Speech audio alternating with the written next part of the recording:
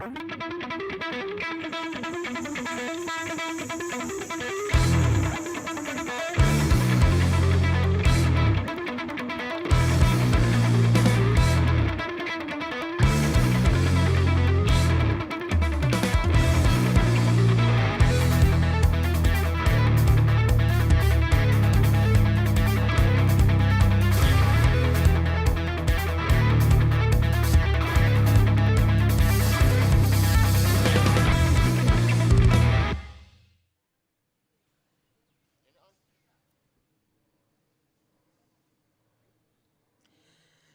morning and a very warm welcome to the Malaysian Superbike Championship Round 2 for 2023. We are here once again at the beautiful Sepang International Circuit, and some interesting updates. Yesterday we had the practice sessions all throughout the day on Friday. Today we have the qualifying. You can see the 250s. They are getting out and ready. We're going to have the qualifyings and race ones today. For the 600s, the same routine. Only 6 riders this time, however. But in the thousands, we have a huge amount of riders who are joining us this weekend. Updates on the Honda side of the garage. Azroy will not be racing this weekend. Replacing him will be Zakwan Zaidi. So that's going to be interesting. Zakwan, without any pre-setup yesterday, he'll be heading onto the track without any base setup. And he'll be going on and competing with the likes of Kasma and Azlan. So plenty of action coming out. The horns are up. The riders are coming out. And let's get right into the action.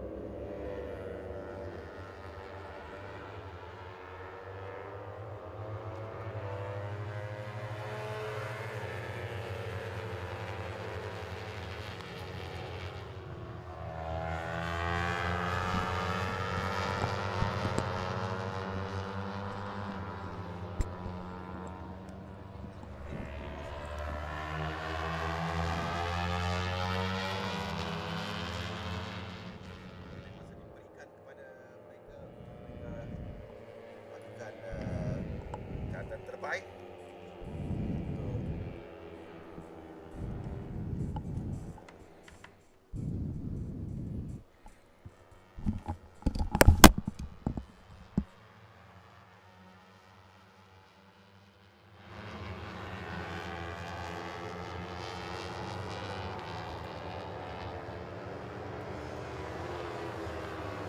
Mereka. Sekali lagi, Assalamualaikum dan salam sejahtera. Selamat pagi pada anda semua. Selamat datang ke litar antarabangsa Sepang untuk menyaksikan hujung minggu perlombaan MSBK Malaysia Superbike. Dan pada hari ini sesi kelaikan dan juga perlombaan yang pertama bagi pusingan yang kedua ini. Ada tiga perlombaan di pusingan yang kedua ini. Hari ini adalah perlombaan yang pertama. Besok pagi perlombaan yang kedua untuk dua kategori sahaja, 600 dan 1000 cc, dan di sebelah petang perlombaan yang ketiga untuk semua kategori. Jadi tumpuan kita di pagi ini di awal sesi kelayakan untuk MSBK 250 dan Honor CBR 250RR Challenge. Mana mereka baru keluar sekarang ini untuk melakukan catatan mereka untuk mengejar kedudukan di grid permulaan perlombaan.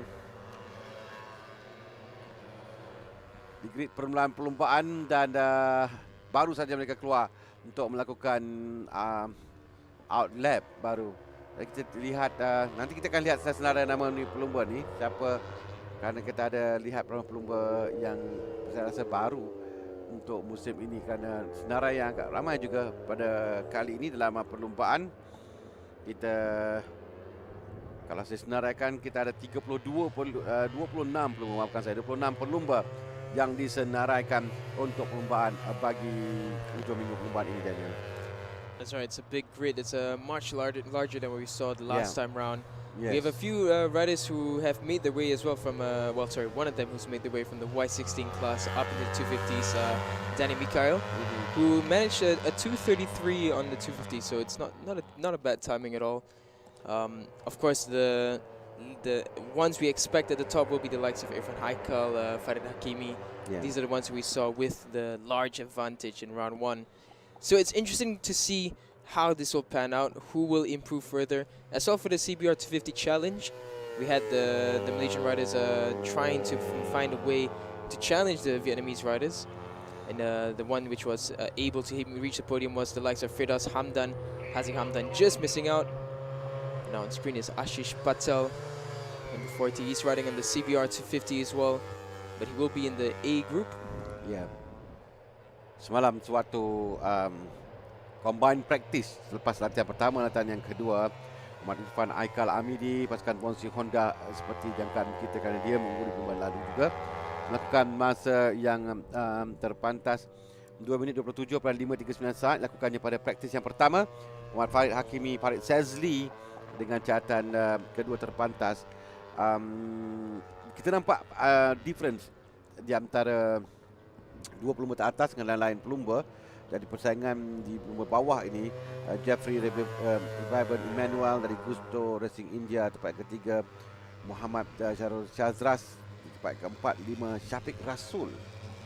Kalau lihatkan pada senarai pada perlumbaan lalu, dalam kedudukan keseluruhan kita boleh lihat ada 9 pelumba dalam MSBK A, ada 11 pelumba dalam MSBK B, dan ada 7 pelumba dalam CBR 250RR Challenge. Honda CBR 250RR Challenge. Di mana kalau kita lihatkan dalam perlumbaan kali ini, senarai pelumba, saya nampak nama Syafiq Rasul tidak ada dalam perlumbaan yang pusingan yang pertama lalu. Jadi ada beberapa nama yang baru kita lihat dalam perlumbaan pusingan yang kedua. Yeah, it's good to see the likes of Shafiq Russell and co who have joined us in this 250 category. We also have the likes of Sharul Shazras, who was riding the 600s last time round. So this time he's decided to join the CBR 250 challenge. So more talent coming into this challenge, one make race. There we go, Shazras on screen there coming across. So he had a bit of a struggle in the 600s. He was just getting used to it. It was the first time we've seen him on the 600s. And this time round he joins us in the 250. And I think with his experience in the underbone class, he will definitely be able to adapt to the 250s with no issue at all. Comes across the line at 2:33.582, so not a bad time at all. That puts him in the fastest position for the entire category for now. Of course, 2:33 we expect it to be somewhere at the top for the CBR 250 Challenge Cup. We've seen the fastest them being around the 2:32s, 2:31s. For the MSBK 250 class itself, we expect the timings to be well within the 2:28s, 27s. We've seen the likes of Irfan Haikal being well into that timing bracket. If I remember correctly, we've seen as well a 2:26. For now, here's Muzakir Muhammad. He missed out on the first day as well when it came to round one. So he'd start all the way at the back. Did not manage to qualify. But this time, Muzakir setting a very strong pace early on at 2:28.6. So that's more like it. That's why we expect the times at the top to be well below the 2-minute 30s. So Muzakir doing a great job with the Horizon Racing Team CBR 250. Do remember, this is the morning start right away with qualifying. Here comes Muzakir now down into turn 3. He's one of those riders who rides the 250 very well. He's just been very unlucky when he raced in the Asia Road Racing Championship with the 250s. But he's shown his class once again. And do expect him locally, even in Capri, he's been absolutely magnificent the past 3 seasons. So I do expect Muzakir to be fighting, trying to find a way to stop the charge of Irfan Haikal and Farid Hakimi, who are on screen right now. Yep, I have to agree with you, Daniel. Muzakir Muhammad adalah pelumba yang kita lihat peningkatan dan pencapaian ya, dalam semua perlumbaan yang dia sertai, yang kita ketahui, we know dalam perlumbaan di Malaysia dan kejuaraan Malaysian Cup Prix. Petronas Malaysia Capri di perlombaan kejuaraan motosikal Asia dan dalam MSBK juga selalu kita nampak memang pencapaian yang ditunjukkan oleh Muzaki Muhammad adalah pencapaian yang baik. Dan di dalam perlombaan yang kali ini juga dalam MSBK ini, Muzaki pada perlombaan yang pertama lalu dia tidak mengutip mata dalam perlombaan yang pertama dan tempat yang keempat dalam perlombaan yang kedua, jadi mengumpul 13 mata. Kali ini nak cuba memberikan cabaran kepada pasukan Bonsui Honda pada dua pelumba Bonsui ini, Irfan Haikal, Farid Hakimi. Tapi cabaran kepada Muzaki lebih kepada Emmanuel dalam perlombaan kali ini, kerana dia perlombaan dalam kumpulan A yang akan berikan cabaran kepada dia nanti. Alan Haris Herman juga dan Syafiq Rasul, not to forget Syafiq Rasul akan sepasukannya di Ratuan Cup Malaysia. Dan Syafiq juga pelumba yang sekarang ni kita katakan pelumba yang berpengalaman, dan dia namanya ada pada Syafiq akan digunakan oleh Syafiq Rasul sepenuhnya untuk memberikan cabaran. Dan kita dah lihat pada combine practice Syafiq Rasul melakukan masa kelima terpantas 2:32.183 walaupun gap dia agak jauh di belakang Irfan Haikal dan Farid Hakimi. Therefore, Daniel, I think today we're gonna see there will be a mid battle among 5-6 riders, kerana kalau di atas Irfan dan juga Farid agak jauh catatan masa mereka. Yeah, definitely. I think if you look at Irfan especially, he's got the pace to run away with it, but the battle for the final spot on the podium is going to be really, really exciting. Shafiq Rasul, Muzakir Muhammad, Farid Hakimi, Alan Haris Herman. These are the names we expect up there, and it's going to be quite the fight. And here we got Shafiq Rasul now on screen, and there's Alan Haris as well just coming across. So Shafiq, a bit of adjustment for him to do. It's the first time we've seen this year of him riding a 250. So he's done a 2:31 so far. So still a bit of work to be done. Muzakir improved to a 2:27.2, so that's looking really good now for Muzakir. And he's on course now. He's faster to Sector 1 and Sector 2. Muzakir is on course for a 2:26, so that's going to equal Irfan Haikal's best time this season. Kita lihat catatan masa dilakukan oleh Muzakir. Kalau semalam sewaktu combine practice round 2, dia lakukan catatan masa oleh Muzakir Muhammad. Dia tidak melakukan catatan masa semalam. Dia tidak set any timing semalam sewaktu sesi latihan. Tapi kali ini kita melihat catatannya agak baik, 2:27, 2:75 banding dengan Irfan Haikal semalam melakukan 2:27, 5:39.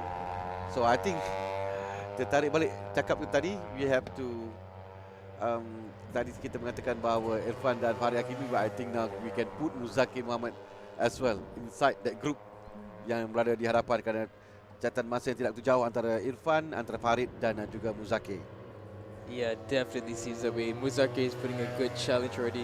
Without having done practice yesterday, this is very impressive. So we're just waiting to see when he's going to come across the start-finish line. It should be a 2:26 from him. He was rapid through Sector 1 and Sector 2. But now Irfan Haikal, he did improve in the last lap at 2:27.092. Muzakir now comes across at 2:26.8. Ya, nampak dia membaiki catatan masanya. Kita ada masa 17 minit lagi untuk mereka menamatkan bagi sesi kelayakan ni. So, ada masa yang masih banyak untuk melakukan masa. Tapi kita boleh nampak semalam Muzakir tidak turun. Kita tak pasti mengapa semalam dia tidak turun dalam sesi latihan. Tapi yang dalam kelayakan ini, semalam yang saya katakan tadi adalah bagaimana Irfan dan Farid mengungguli sesi latihan. But now we can see Muzakir Muhammad setelah berada dalam kumpulan yang sama. Alan Haris Herman nampak jauh sikit ketinggalan, 3.7 saat di belakang.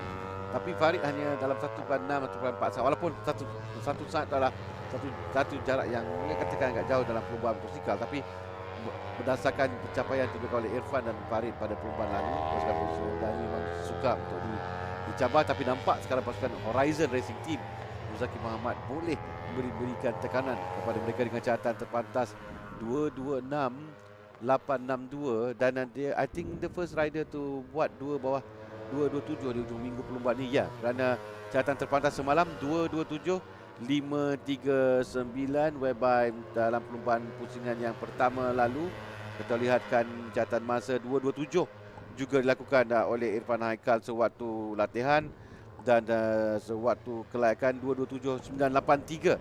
So obviously ini adalah perjalanan terpantas musim ini untuk season ini bagi dalam 2020. Jadi Muzaki Muhammad memberikan betul-betul cabaran dan tekanan kepada pasukan Bonsu Honda this time around.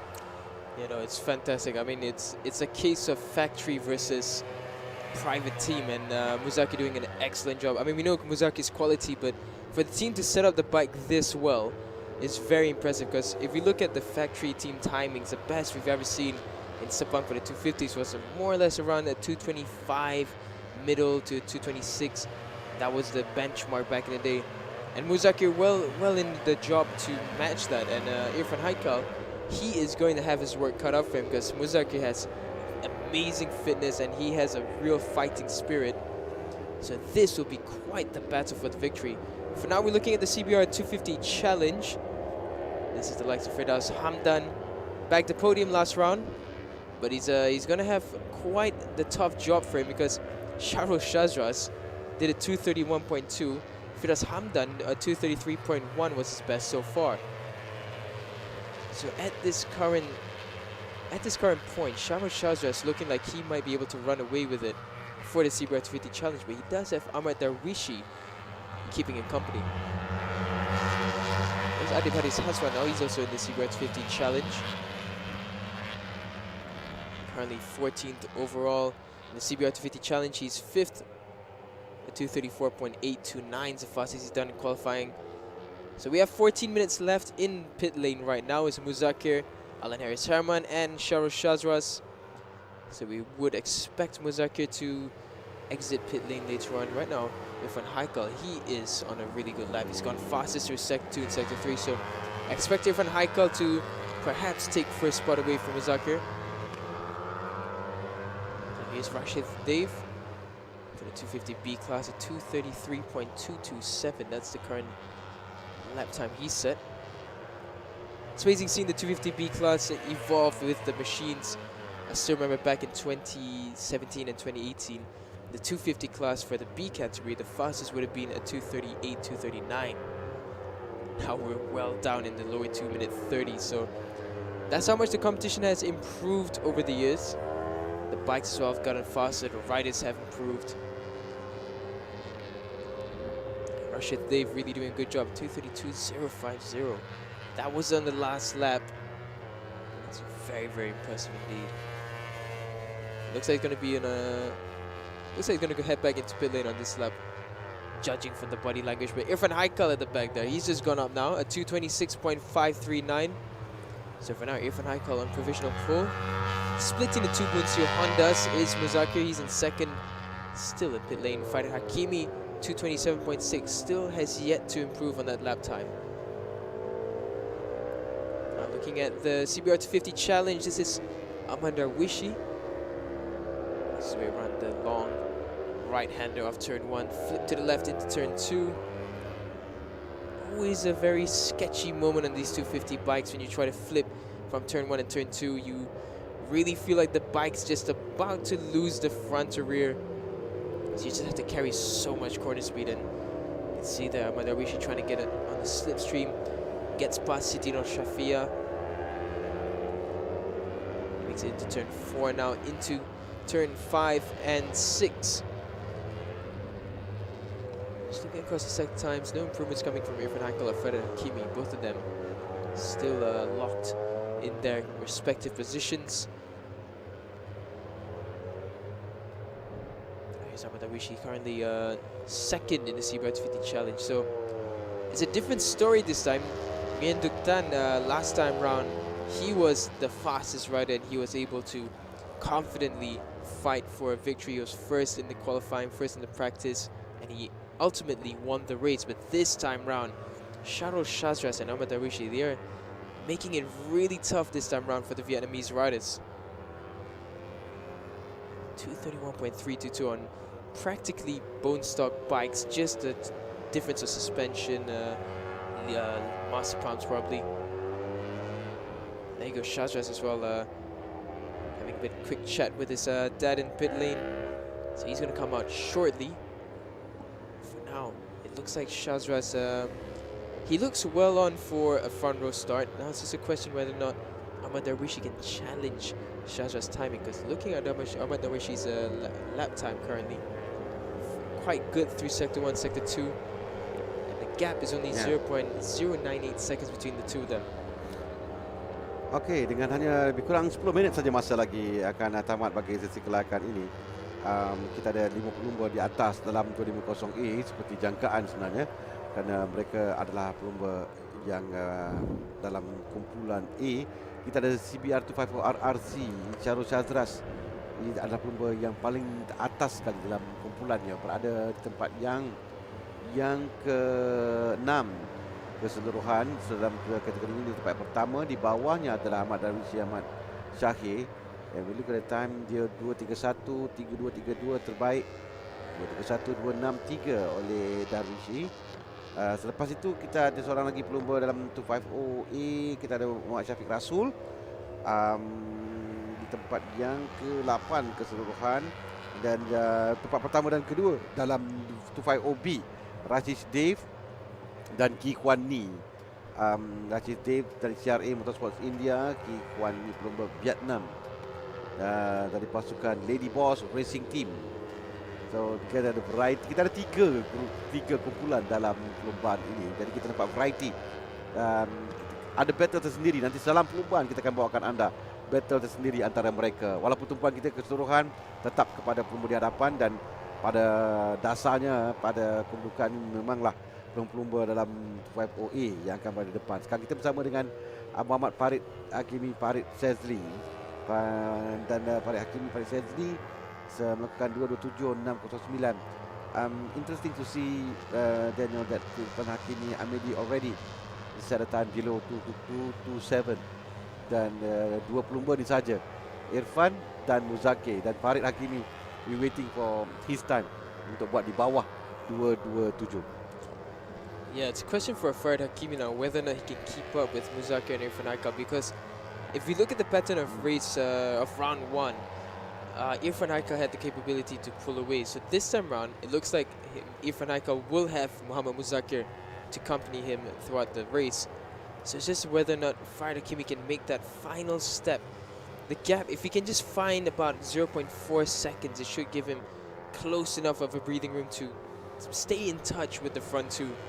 But if he stays on the 227s, he's gonna have a tough time to try and keep up with the pair of them. And he will have quite a lonely race actually if we look at it. Farid Hakimi 227.6, he's in third.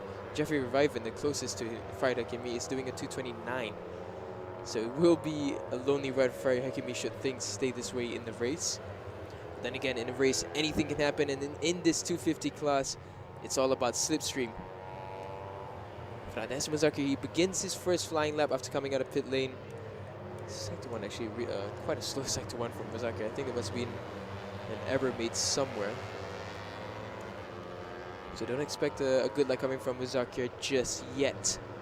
For now, we look a bit further across the track. Looking at Sachin Jothis, as well as Saidatul Zakira, number 73, and number 888. Here, following Sachin Jothis' fastest lap time so far is a 242.671. Comes across right now, it's a 242.304, so it's an improvement for Sachin.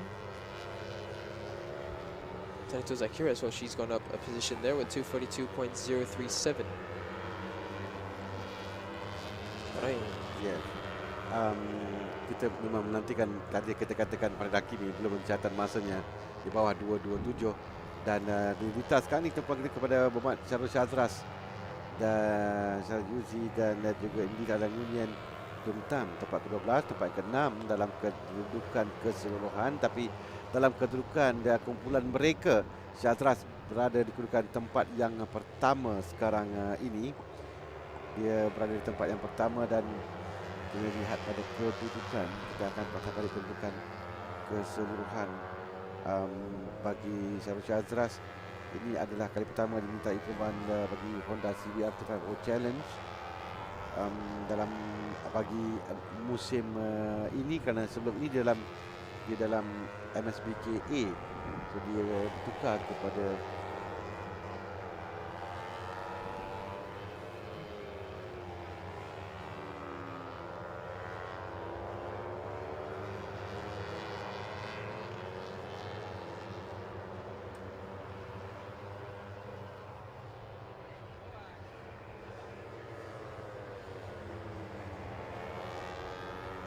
ini kali pertama dia berlumba dalam kategori Honda CBR 250 RR Challenge ni, Daniel.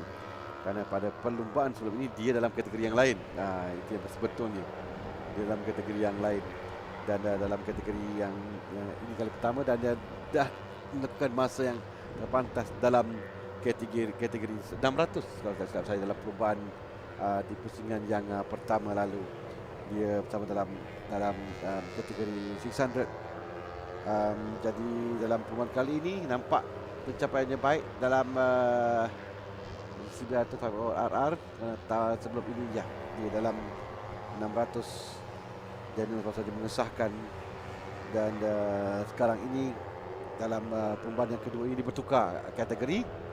Jadi dia ada banyak kerja untuk buat, dia mahu untuk mengejar lain pelumba kerana dia ketinggalan dalam 2 perlumbaan pusingan pertama, yang dalam perlumbaan ini diketuai oleh Chow Vietnam yang mengumpul 50 mata dengan 2 kemenangan, dan Chow Vietnam tidak ada dalam senarai pada kali ini.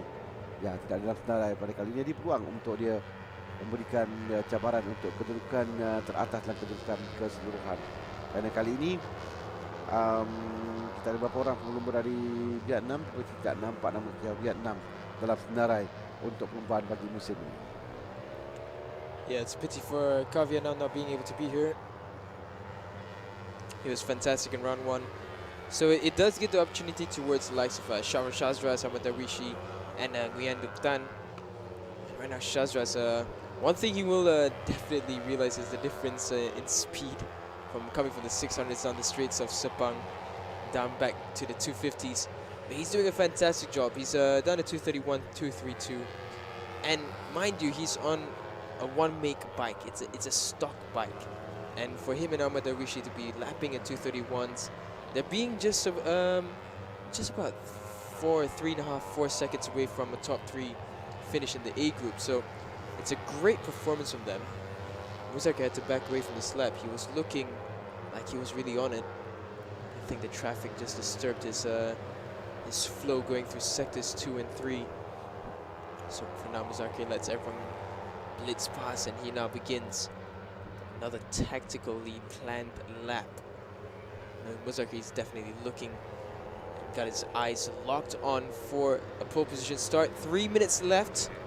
This will give Muzakir and Co in front of him 2 laps, 2 flying laps.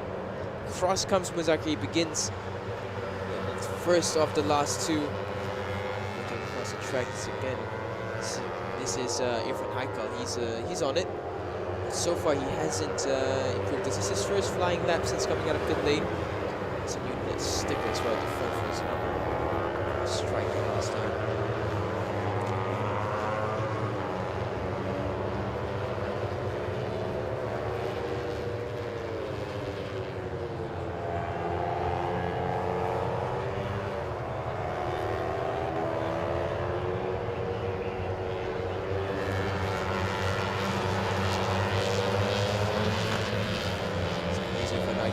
Not improved on any sectors yet, but someone improving is Muzakir, 31.176. That's a really fast first sector, so that should put Muzakir well in the lower 226 if he can find clear ground through sector 2 and 3. For now, we follow Irfan Haikal. This is not going to be a fast lap. Just keeping an eye on both Irfan and Muzakir. Muzakir sector 2, decent but not improving. So Irfan Haikal now run turn 15, so this will be Irfan Haikal's final lap.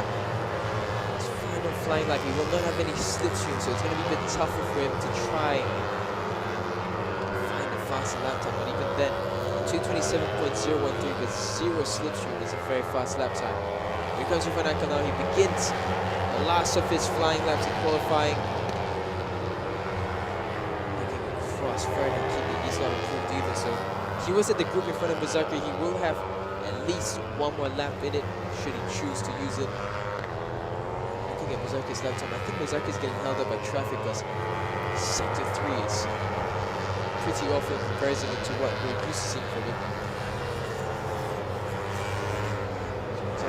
Muzaki, Ferdinand Kimi, Jeffrey Revive and Alan Harris here, but they will have one more lap in qualifying. Yeah.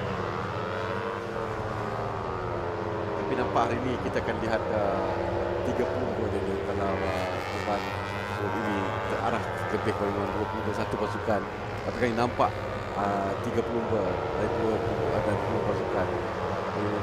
It will be interesting to see apa yang Muhammad Muzaki boleh buat untuk dia menghalang Irfan Aikal dan Farid Hakimi kali ini daripada terus mengungguli dan Jeffrey Revive dari Manuel nampak masa dia agak jauh sikit dalam 3.1 second di belakang Irfan, sementara gap tentu dalam 2 saat. Nampak Irfan pantas pada sektor yang kedua, Muzaki pantas sektor yang pertama. Ini mungkin catatan masa lebih baik kerana pada 2.26 5.39 oleh Irfan. Ini antara rekod dibuat militer ini untuk kategori daripada musim ini, catatan terpantas maksud saya setakat ini. Tapi kita melihat sektor yang kedua nampak laju Irfan Aikal Amidi. Tapi sektor ketiga dia kehilangan masa dan kita akan nantikan Muzaki di catatan masa sekarang ini. Lihat dia kehilangan masa sektor Muzaki pantas di sektor yang kedua nampak sekarang. Ini menarik nampak. Dan Muzaki dekat masa yang lebih pantas pada sektor yang kedua. Second sector dia lebih pantas lagi dan nampaknya kita telah pun lihat checkered flag telah pun dikibarkan dan akan tamat bagi sesi kelakan untuk MSBK 250 dan Honda CBR 250 RR Challenge ini. Tapi 20 ini Irfan Aikal telah pun sampai. Masanya 2.26.564. Dia tidak dapat memadamkan catatan terpantasnya sendiri. Tapi dilihat 50.92 ini. Kerana dia merupakan masa terpantas di sektor yang kedua, Muhammad Muzaki Muhammad. Dan mungkin dia nampak dia goyah. Dia memperlahankan walaupun bukan masa terpantas di sektor yang kedua dan sektor ketiga, nampak dia mungkin dia terus menamatkan tidak mahu untuk meneruskan pada sesi kelakan. Ini bermakna kita melihat Irfan Aikal Amidi terpantas dengan masa ni 2.26.539. Dia akan berada di petak utama perlumbaan. Petak kedua Muhammad Muzaki Muhammad dan Horizon Racing Team dengan 2.26.862. 20 ini bukan masa di bawah 2 minit 27 saat. Kerana Muzaki yang 2.35 itu bukan masa termasuk. Jadi telah tamat dengan Emmanuel melakukan masa terbaik peribadinya 2.29.669 dan 2 saat di belakang Farid Hakimi Farid Zazli, 30 di atasnya. Ketumpuan pada perlumbaan nanti dalam 20.0A antara Ahmad Darwisi dan Muhammad Syarul Syazras, kerana Darwisi naik ke atas di penghujungnya. Ini dua cabaran yang kita akan lihat dalam kategori ini nanti. Itu dia terpantas Irfan Aikal Amidi 2.26.539 di ketinggian Muhammad Muzaki Muhammad. Tempat yang kedua 2.26.862 Muhammad Hakimi pada sesi ketiga 2.27.69. Keempat Jeffrey Revive Emmanuel dengan 2.29.669. Kelima Alan Harris Herman dengan 2.30.658. Tempat kelima 6 Ahmad Darwish Ahmad Syahir 2.31.114. Darwish dalam kategori CBR 250 RR. Syarul Syazras juga dalam kategori yang sama, dan maksudnya di tempat yang kedua dalam kategorinya 231, 232. Syafiq Rasul di tempat yang ke-8 231, 283. Rasis Dave tempat yang ke-9 Pulo Ki Hwan Ni. 11 Ashish Patel. 12 Ngunyen Dung Tan. 13 Muhammad Firdaus Muhammad Hamdan, 14 Denny Mikael Karul Fauzi, 15 Adib Haris Hazwat, 16 Muhammad Izul Zami Amran, 17 Nguyen Putri, 18 Ramesh Rohan, 19 Nguyen Tun Anpu, 20 Zakwan Anas Azizul Khairi, 21 Khairul Amirin Yahya, 22 Siti Nur Syafiah Alia Syarizan, 23 Saidatul Zakira Zairin, 24 Ahmad Fadrin Iskandar, 25 Sachin Jones, 26 Fakrul Fakri Abdullah.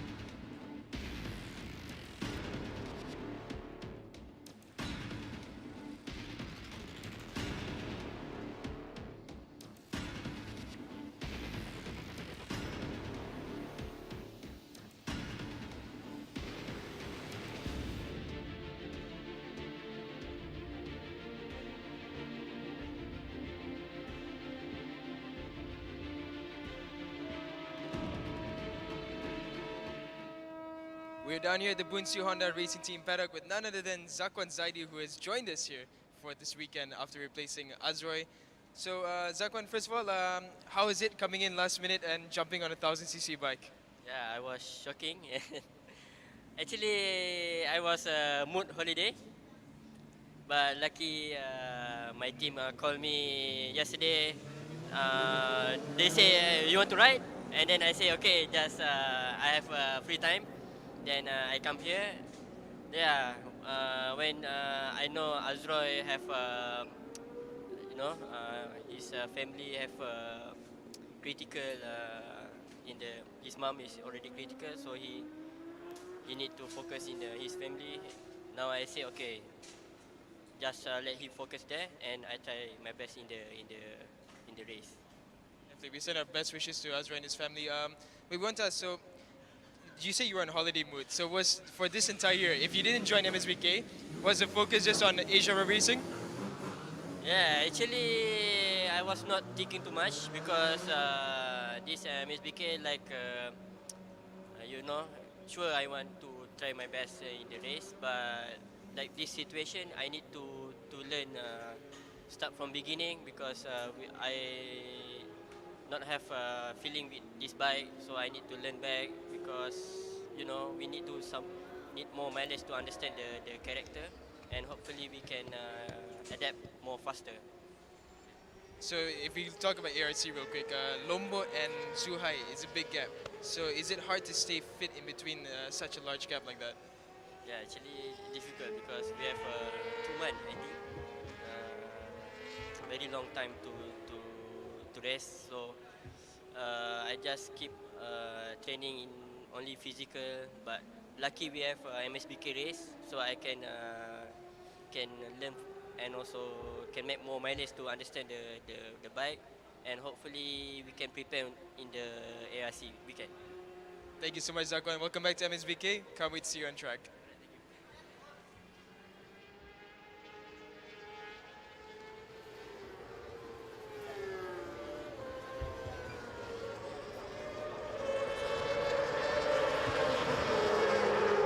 Terima kasih Daniel dan Zakwan Jadi yang menyertai bagi perjumpaan untuk 1000 pada minggu ini. Kita beralih sekarang ini kepada 600 cc. Kita akan lihat bagi 600 cc ini kepada dalam perlumbaan pada pusingan yang pertama dan berlangsung pada 18 sampai 20 Ogos lalu, yang menyaksikan bagi bulan pertama Helmi Azman dan perlumbaan mewakilkan Syarul Idham Pawi tempat yang kedua dengan Soichiro Minamoto tempat yang ketiga. Dalam perlumbaan yang kedua kita dapat lihat dalam perlumbaan yang kedua Helmi sekali lagi memenangi perlumbaan, dan kali ini Soichiro Minamoto berada di tempat yang kedua, dan Kip gagal untuk namakan perlumbaan untuk mengutip mata dalam perlumbaan MSBK 600. Dan kali ini kita akan juga menyaksikan bagaimana dalam perlumbaan yang pertama lalu di antara dua pelumba Helmi dan Khalid Pawi, tapi kali ini kita ada Helmi, Khalid Pawi dan Muhammad Ibrahim Norodin untuk pasukan Jemlo Racing Team ASEAN. Dia akan bergandingan bersama dengan Soichiro Minamoto dan Muhammad Syarul Izwan Muhammad Charil dalam pasukan ini untuk terus cuba memberikan cabaran kepada pasukan Ponsi Honda Racing Team dengan seorang pelumba adalah Zhao Feng Long.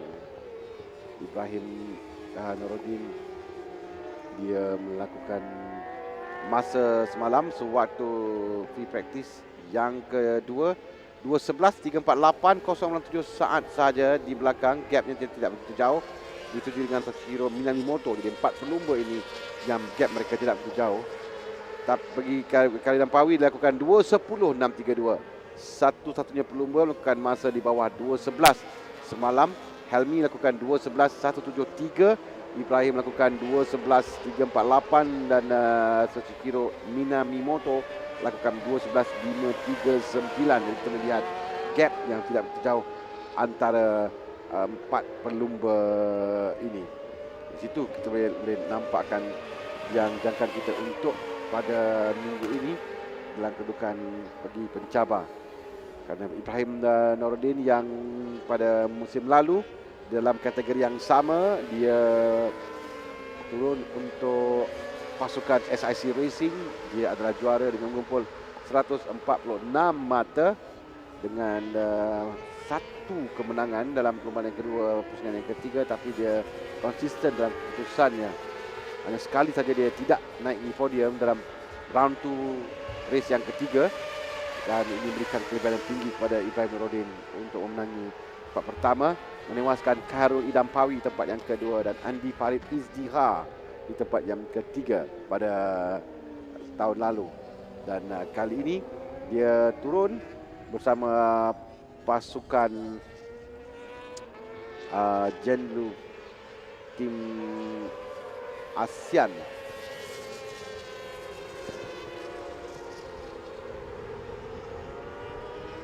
Dan pasukan Yamaha Jenlu Racing Team ASEAN.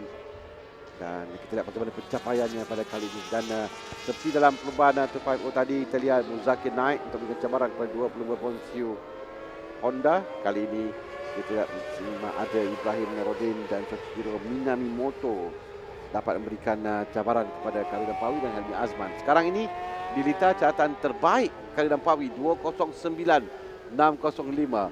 209.605 ini anda terpantas di hujung minggu perlombaan ini.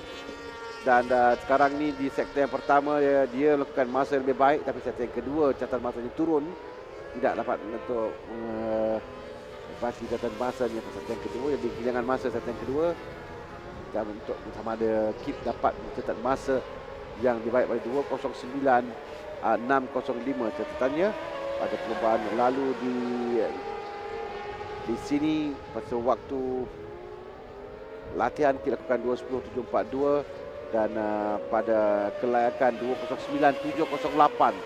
Jadi 2:09.605 ini terpantas bagi tahun ini untuk Khairul Idham Pawi lakukan dalam kelas 600 cc. Minamimoto tempat yang keempat dengan masanya 2:12, agak jauh sikit. Helmi 2:10.137. Kita boleh lihat Ibrahim Nuruddin melakukan masa terbaik peribadinya dalam sektor pertama. Sachiro Minamimoto yang tadi baiki catatan masanya dengan 2:12.235. Minamimoto dan Ibrahim sekarang tempat yang ketiga dengan masa 2:11.378 dalam lap sebelum ini. Itu adalah terbaik. Tapi sekarang ni kita lihat dia lebih pantas dalam dua sektor. Yang pertama, dia pantas catatan masa peribadi. Jadi mungkin dia dapat membaiki catatan masanya sekarang ini dengan 2:11.378 untuk turun ke 2:10 juga untuk Ibrahim Nuruddin, kerana dia 2:11.378 dan 3 sektor pertama dia berjaya melakukan masa yang catatan masa yang lebih baik lagi.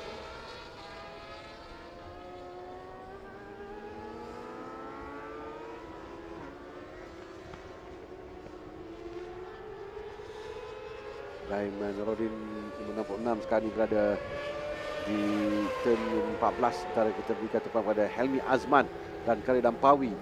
Tapi catatan masa nampak Helmi catatan baik di sektor 2 dan ketiga. Ibrahim Nuruddin di sektor yang ketiga dia kehilangan masa pula. Sekarang menuju ke turn 15 untuk Ibrahim Nuruddin. Sementara Helmi Azman dan juga Khalid Pawi berada di turn 9, turn 10 juga turn 11 sekarang ini untuk kedua pelumba. Kita nak lihat sama ada Helmi dan Ibrahim dapat membaca catatan masa mereka masing-masing. Helmi akan telah pun sampai dengan 2:11.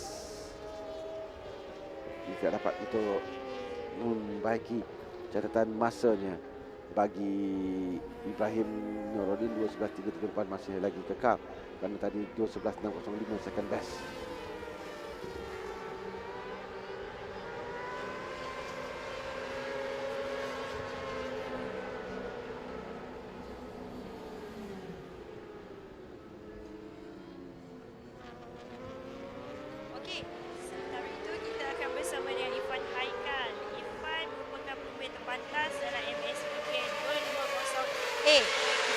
semalam sewaktu praktis yang kedua, Irfan ada katakan struggle sedikit kan mencari setup. Jadi macam mana qualifying pagi ni kita lihat Irfan melakukan catatan masa yang terbatas kita seperti biasa. lihat sekarang ini. Pada qualifying ni saya dengan tim saya ada ubah setup sikit untuk suspension untuk try improvekan time lagi, tapi suspension agak tak okey lagi.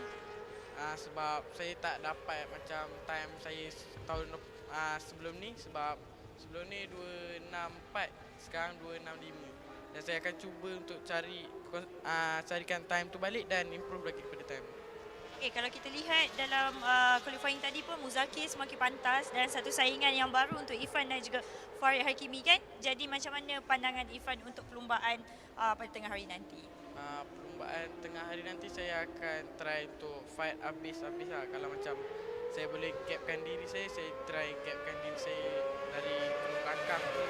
Kalau tak boleh, saya just untuk atur strategi dengan teammate saya lah. Okey Irfan, jadi kita kembali semula bersama dengan Harun.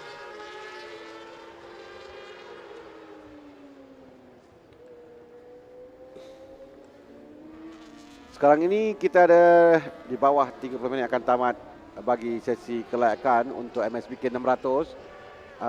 Tadi saya katakan tadi bahawa Helmi Azman berjaya untuk membaiki catatan masanya 2:09.929 start. Jadi dia berjaya melakukan masa di bawah 2:10. Tapi dalam 0.324 saat saja di belakang Kari Dampawi.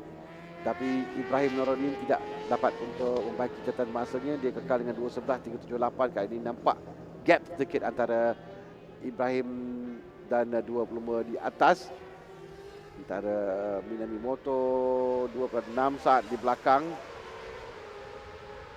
Banyak kerja perlu dilakukan oleh pasukan Yamaha Jandu Racing Team ASEAN ini untuk memberikan cabaran untuk mengejar Khalid Dampawi dan Muhammad Helmi Azman yang pada perlombaan yang pusingan pertama lalu mereka mengungguli bagi kategori ini. 09.929 catatan terpantas yang dilakukan oleh Helmi Azman.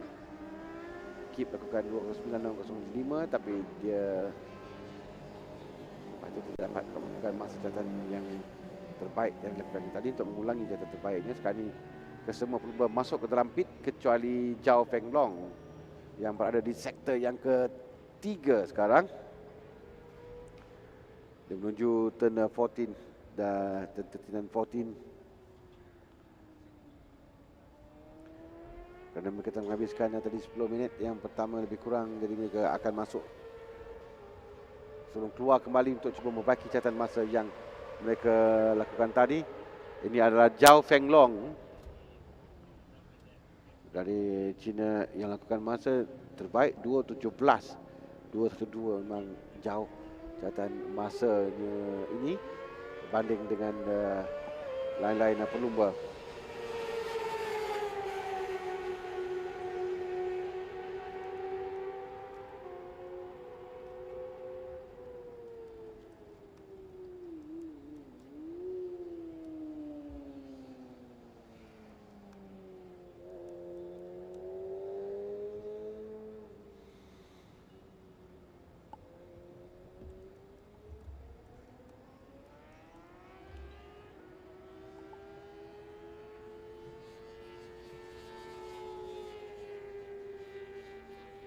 Lihat pada pencapaian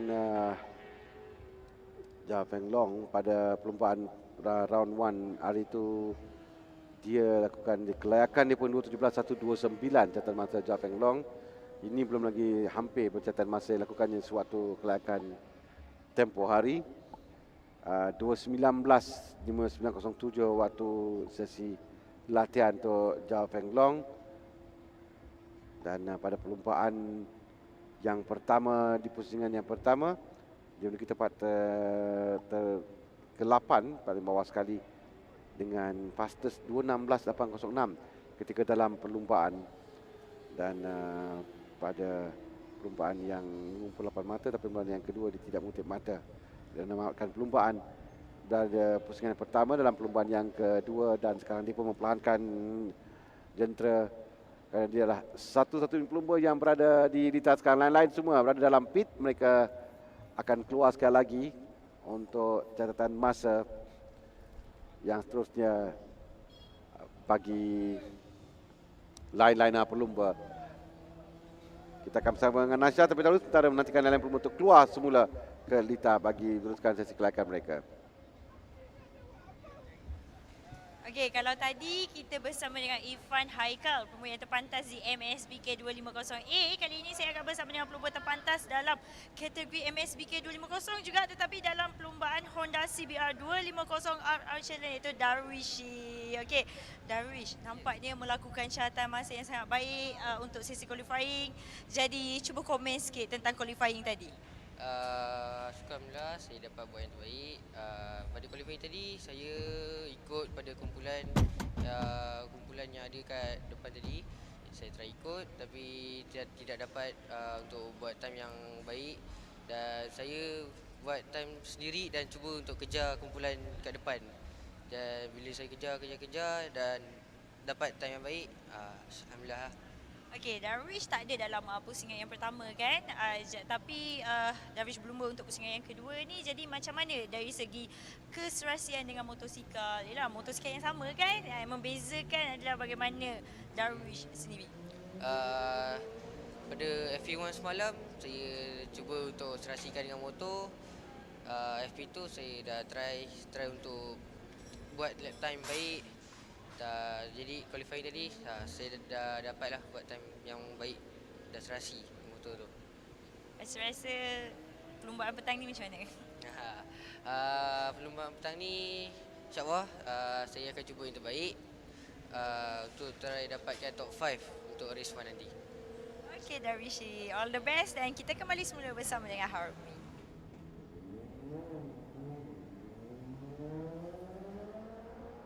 Now here's Feng Long Zhao. The Kawasaki on track. It's a nice looking bike, this Kawasaki ZX6R. I do fancy the looks of it. But Kawasaki has just been lacking the support, unfortunately. Ooh, coming out now, we have the Yamahas in the shape and form of Ibrahim Noureddin, as well as Shuttle Izwan. So the bike Ibrahim Noureddin is riding is actually the SIC Racing Team R6, looking at the livery. Or it could just be using the fairing of the team. But he is riding for the Yamaha Jam Blue Racing Team ASEAN. Had a chat with him in ARC round 4 the other day, just talking about how the season's looking out for him. He will be racing in ARC for the remainder of the season. Would love to see him as well here in the MSBK 600. He's been a fantastic rider. He's one of those riders who has always had the quality. Just unfortunate with how long his seasons have lasted, but Ibrahim definitely, it's so great to see him back here. His iconic, aggressive riding style. Sure, is one. He's done a decent job this time around at 213.3. He was a bit faster last round. He managed to 212 in the race. It's a long qualifying session. This one we still have 21 minutes remaining. And I feel like Ibrahim Noureddin on the red Yamaha R6. Yeah, it's a shame. The Yamahas, they seem to be struggling for the past 2 seasons. Last year it wasn't this much of a gap, but the Hondas have just improved so well. 209.6, 209.9. The Hondas just have this extra edge that they've improved. It used to be that the Yamahas were the strongest of the category, the 600 class, the super sport class. There's always between the between the Yamahas and the Kawasaki's, but now the tables have really turned. The Hondas are a dominant force. The Yamahas are just playing catch up at this point. So it's really hoping that Yamaha finds something special, because they're such a great factory outfit. Just haven't been able to get the bike to where it needs to be. But for now, we follow number 66, Ibrahim Noureddin. Now he begins his flying lap. Soichiro Minamimoto has also come out of pit lane, so he will not be riding as a trio with them. However, he may just decide to slow down in his current out lap. Ibrahim taking a wider line around the apex of turn 1. We've seen some riders favor that line, especially in the likes of MotoGP and Moto2. Ibrahim, look at how he's just blitzed away from his teammate Charles Izwan. Actually, Charles Izwan has just completely been gone from the screen. So I think Sure, Izwan might have an issue with his bike, but he's just gone back into pit lane. For now, we pay attention to Ibrahim as he bit of a wobble there from the front as he enters turn 5. Very awkward movement from his front forks there, but Ibrahim now comes very wide around turn 6. That's a very early apex that he's taken. Comes now into turn 7 and 8. This long flowy bit. This is always a bit of a scary corner with the 600s. You're keeping on the gas. The rear tire will be sliding around with those Dunlops, and a bit of chatter as he brakes hard into turn 9. There's a very serious looking Helmi and a focused Kip. Now here's Ibrahim Noureddin showing his class. Let's not forget, Ibrahim hasn't had a proper full season ride quite a few seasons actually, and it's amazing to think that Soichiro Minamimoto, coming off a Moto 2 ride, is not able to match Ibrahim's pace currently. Ibrahim's faster by 0.857, so that's not saying anything wrong to Soichiro. And so just to say that Soichiro, a 2-minute 10.775. This is looking much better now. The Yamaha Gem Blue Racing Team Asen have found something definitely. Soichiro showing his talent, just as I say that.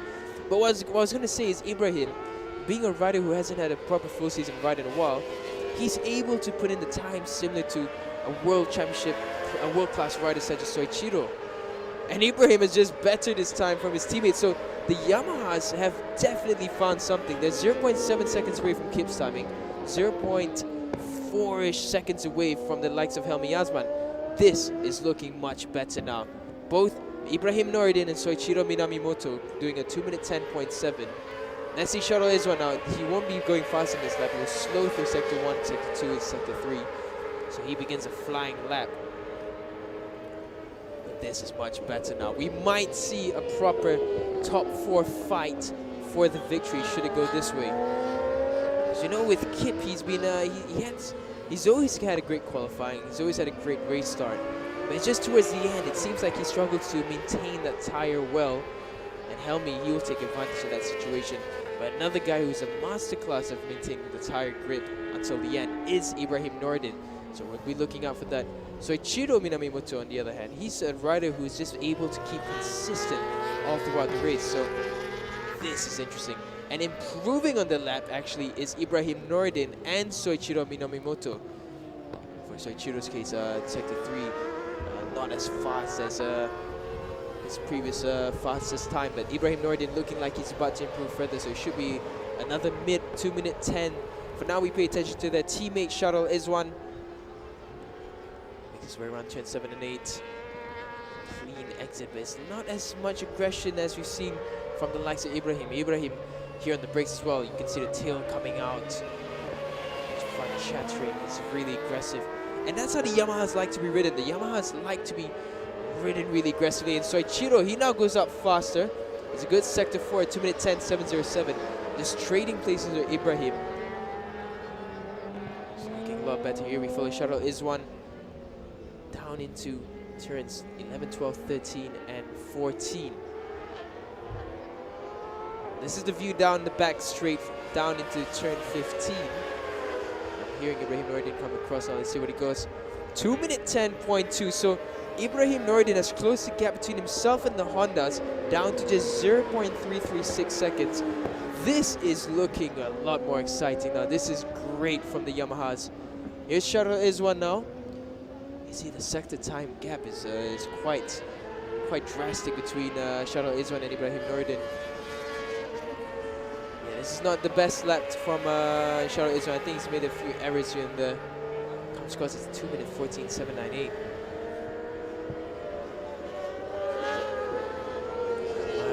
The Yamahas have found something. Ibrahim, let's not forget, Ibrahim has done a 2-minute 9 before on the Yamaha R6 that he's riding currently. So it's not impossible. We could definitely see the chance of Ibrahim finding his way up. Just a season or two ago, Ibrahim won the MSBK 600 race against the Hondas when Honda debuted their new CBR 600. Ooh, Ibrahim has just set the fastest second sector time. This is very good from Ibrahim now. this could actually put him on provisional pole. But then again, the Hondas do still have time to come out and do another lap. Looked a bit scrappy going to turn 9, but that's how Ibrahim likes it. We follow Ibrahim now. His first sector time was great. His second sector is the fastest of the session. Very wide around turn 11. Goes down now into turn 12. This is looking like a very good lap from Ibrahim. He's keeping it very composed as he goes around turn 13 and into the final right-hander of turn 14. Unfortunate, sector 3, not the fastest, and he didn't improve much. But we're relying on sector 2 now for Ibrahim. This should be a higher 2-minute 9. I think it could very well possibly be a 2-minute 9.9. He could just knock Helmi off. We saw Helmi getting ready with Kip there. Into turn 15 goes Ibrahim Noruddin. Gets his way around the apex. The rear tire is struggling for grip there as he gets on the gas. Goes down the front straight now. Will it be a 2-minute 9 from Ibrahim? It's a 2-minute 10.374. So that is unfortunate. But Ibrahim well on course for another lap. Comes in turn 1. Ooh, looks like he's on a slowdown lap. But theoretically speaking, looking at sector 1 and sector 2, Ibrahim he's more than capable to find his way for the battle of the victory, because both Kip and Helmi, they're not far now from Ibrahim. Sorry, Ibrahim isn't far from them. So this is very impressive from Yamaha. Coming from the last round into round 2, they have found some improvements. Soichiro Minamimoto as well. Let's not forget, he's improved as well, nearly by well over a second. And let's not forget again, the Yamahas will be preparing for the Asia Road Racing Championship. So for the Asia Road Racing Championship fans, look out. The Yamahas are finding something very special here in Sepang. For now, Soichiro Minamimoto, I suspect he's trying to find some rhythm behind the Hondas. Here comes Ibrahim. This is not going to be a very fast flying lap. He slowed down through sector 1 and sector 2. Leg coming out the foot peg there for Ibrahim. He's got Fang Long Zhao in front of him. Shaking the head there for Ibrahim. So this is not the flying lap for Ibrahim yet. Look out for the next one. He's really pushing forward now. He's trying to set that momentum already for the next flying lap. 12 minutes left. Can the Yamahas knock the Hondas off the top step? So here comes Ibrahim. You know his racecraft is good. How will he do in qualifying? Just 12 minutes, we will find out. Here he comes now down the back straight. It'll be this lap that he begins that could potentially be the fastest lap. I think any further than that, his tires will be struggling for grip. And no, he's just gone back into pit lane. So potentially Ibrahim will go out for a final push later on. But it could also mean that Ibrahim thinks that that is the best that he can cook up for in qualifying. For now, Helmi Osman finding traffic in the form of Shuttle Izwan. Shuttle Izwan letting the likes of Helmi and Kip pass. Just got the 2 Hondas this time around. And there's Ibrahim Noruddin going back into pit lane. He'll be happy with the progress, and I'm certain the team will be happy as well. So now Shuttle Izwan trying to take advantage of having the 2 Hondas in front of him. Soichiro Minamimoto is a bit distant. He'll be trying to find a way to latch on behind the 3 in front of him. I think he'll definitely find his way behind Shuttle Izwan, his teammate, but to find a way towards the Hondas is going to be a challenge. But for now, here come the Hondas. They come out again with just 12 minutes remaining earlier. Ooh, Kip going massively wide there in Shuttle Izwan. Too focused on Kip and following suit. Let's see how much ground Shuttle Izwan has already lost by going wide there. Now we follow the 2 Bunsio Hondas as they make their way down from turn 3 to turn 4. Look at the gap that's already built up between Shuttle Izwan and the 2 Hondas. That's Soichiro now. Looking at the sector time. Soichiro's sector time is almost equal to Karo Irapawi. So this could be a good lap coming in from Soichiro. So definitely the Yamahas are not lacking through turns 1 down into turn 5 and 6.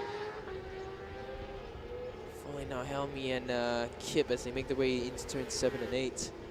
Looking at sector 2 times, 29.4 from Kip behind Helmi, and Soichiro Minamimoto 29.598, so he's actually faster than Helmi Asman. So this could be a good lap coming in for Soichiro. As long as Shuttle Iswan doesn't get in his ways, he comes up turn 9 and 10. You can see Soichiro, he's really got the exits inch perfect and he tries to force the Yamaha into the lap times of the Hondas. Now we follow the two Bunsu Hondas again at the front here. It's not an improving lap from them, so this should be somewhere in the lower 2-minute 10s or the upper 2-minute 9s. Actually, looking at the lap times, yeah, it's definitely going to be in the lower 2-minute 10s. So it'll be another lap for the Hondas. Soichiro does get past the likes of Shuttle Iswan. Looking at the sector times, Soichiro almost equal to the two Hondas in front of him now. So this will be a decent lap time for Soichiro, but much more to be desired from the Hondas. Come across now with just 8 minutes and 40 seconds remaining. Come across, yeah, that lap time was a 2-minute 10.9, 2-minute 10.7 from the two Hondas. Soichiro 2-minute 10.8, so Soichiro looking very good now. Soichiro, I think on this lap, this will be the push lap from Soichiro again. And if Soichiro can find the rhythm, he's got clear track in front of him. Soichiro could be well on course to be lower into the lower 2-minute 10s. Ibrahim Noureddin's already proven that he can bring the fight to the Honda, so it's a matter of whether or not the Japanese rider can do the same. For now, sector 1 time, it's a good one from Shuttle Iswan.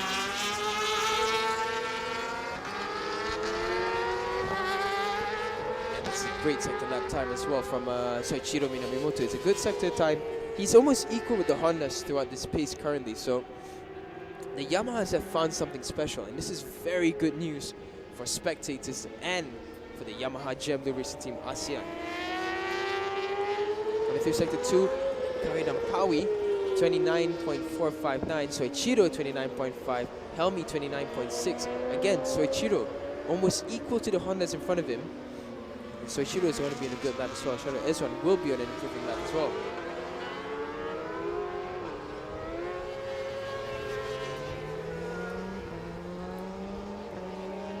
Ya, jadi kerana sekarang ini kita boleh lihat bagaimana catatan masa yang ditunjukkan oleh Ibrahim Noureddin dan juga Soichiro Minamimoto lebih baik jauh daripada apa yang dilakukan sebelum ini.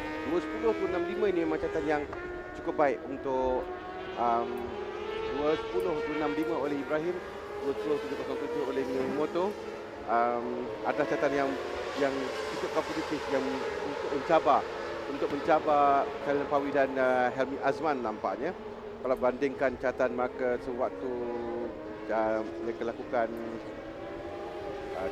latihan bebas yang mereka lakukan semalam, dia bukan 2.10.632 dan itu adalah catatan masa di mana hampir-hampir telah pun dapat dikejar oleh Ibrahim Noureddin dan Minamimoto. 2.10.707 nampak improve lepas mereka masuk tadi dan keluar kembali, dan catatan masa mereka sama baik. Sekarang ini kita ada 2 pelumba Honda di bawah 2.10 dan 2 pelumba Yamaha catatan masa di bawah 2.11, dan 4 pelumba ini memang yang kita akan berikan perempuan nanti, kerana perbezaan hanya 0.6 saat saja antara Ibrahim dan Karidam Pawi, 0.3 saat antara Ibrahim dan juga Helmi Asman.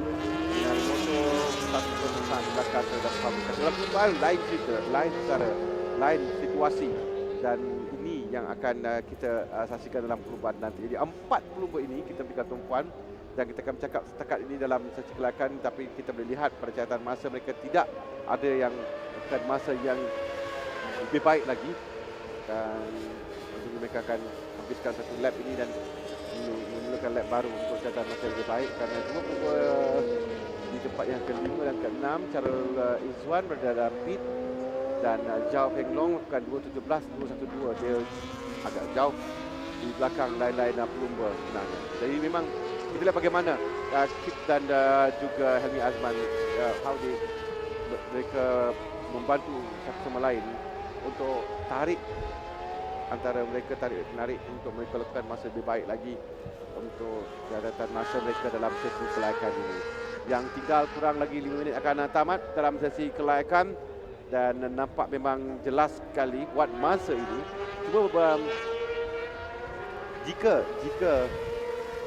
Ibrahim dan Minamimoto berjaya untuk lakukan masa lebih baik lagi, terutama bagi Ibrahim Nurdin, nampaknya dapat menggunakan jentera Yamaha ini, membawa jentera Yamaha ini untuk melakukan masa lebih baik berbanding dengan satu Minamimoto dalam perlumbaan lalu pun dia juga dapat untuk mengejar kerana Pawi dan Timi Azman. Dapat the way kita nampak sekarang ini, Ibrahim dia hanya 0.3 saat di belakang Timi Azman. That shows that dia boleh lakukan masa mungkin dalam 2.10 atau 2.9 ke atas catatan masa, tidak jauh dari Helmi.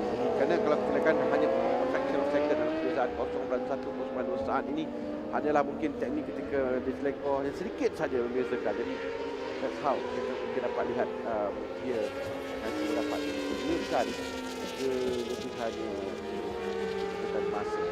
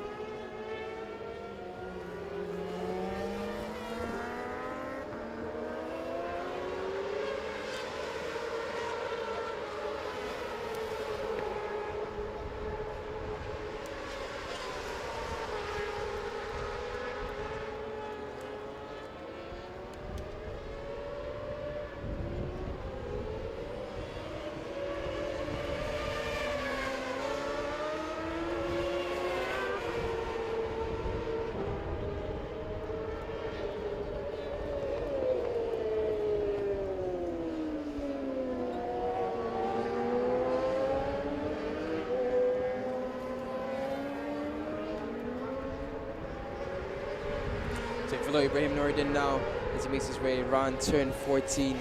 So on this Yamaha R6, Ibrahim has had plenty of experience in the Asia Road Racing Championship. He's done it as well in MSBK. Last season he rode on the Kawasaki ZX6R provided by SIC Racing Team. So this time round, he comes now. Looking at the second time, it's not an improvement for Ibrahim. But both him and the likes of Soichiro, they're lapping within the upper 2-minute 10s. Ibrahim's slightly faster. So it's looking a lot better this time around for the Yamahas. Looking at the lap times as well for the Hondas, they're not much faster. They're about the upper 2-minute 10s as well in the pace that they've been setting. So I believe what they're doing right now is race pace. It's a race pace calculation. You can see that Kip is having a look at his front tire. He's going out one more time. I think this will just be for the sake of a practice start at the end of the session at the back straight. And looking at across the grid right now, between the top 6, it's just a matter of them finding the pace. Now on a good pace, actually, just as I say that they're just calculating race pace, Ibrahim right now has just improved through sector 1, so there could be a quick jump up from Ibrahim Nurdin. Here comes Helmi Azman. He should be able to make it across the front straight just before the time ends. Actually, I'm not too sure about that. Comes now down the front straight. Shahrul Izwan behind him there. Shahrul Izwan has just not been able to find any headway in this second half of this qualifying session. Here comes Helmi Azman now. Yeah, definitely not going to make it in time across the flag before the checker flag comes out.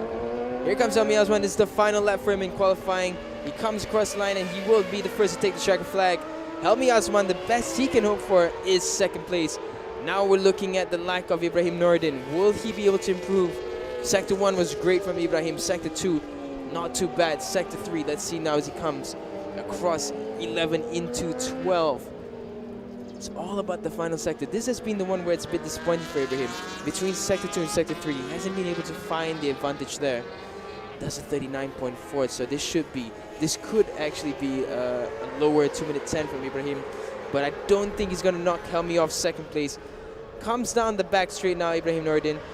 While this is happening, Soichiro as well, he's just going to cross the line. Another 2-minute 10 from Soichiro, so consistent in the 2-minute 10s. He finishes qualifying in 4th, second row. Here comes Ibrahim Nordin. It doesn't look like it's going to be a faster lap, but it will be another 2-minute 10 as he comes across the line.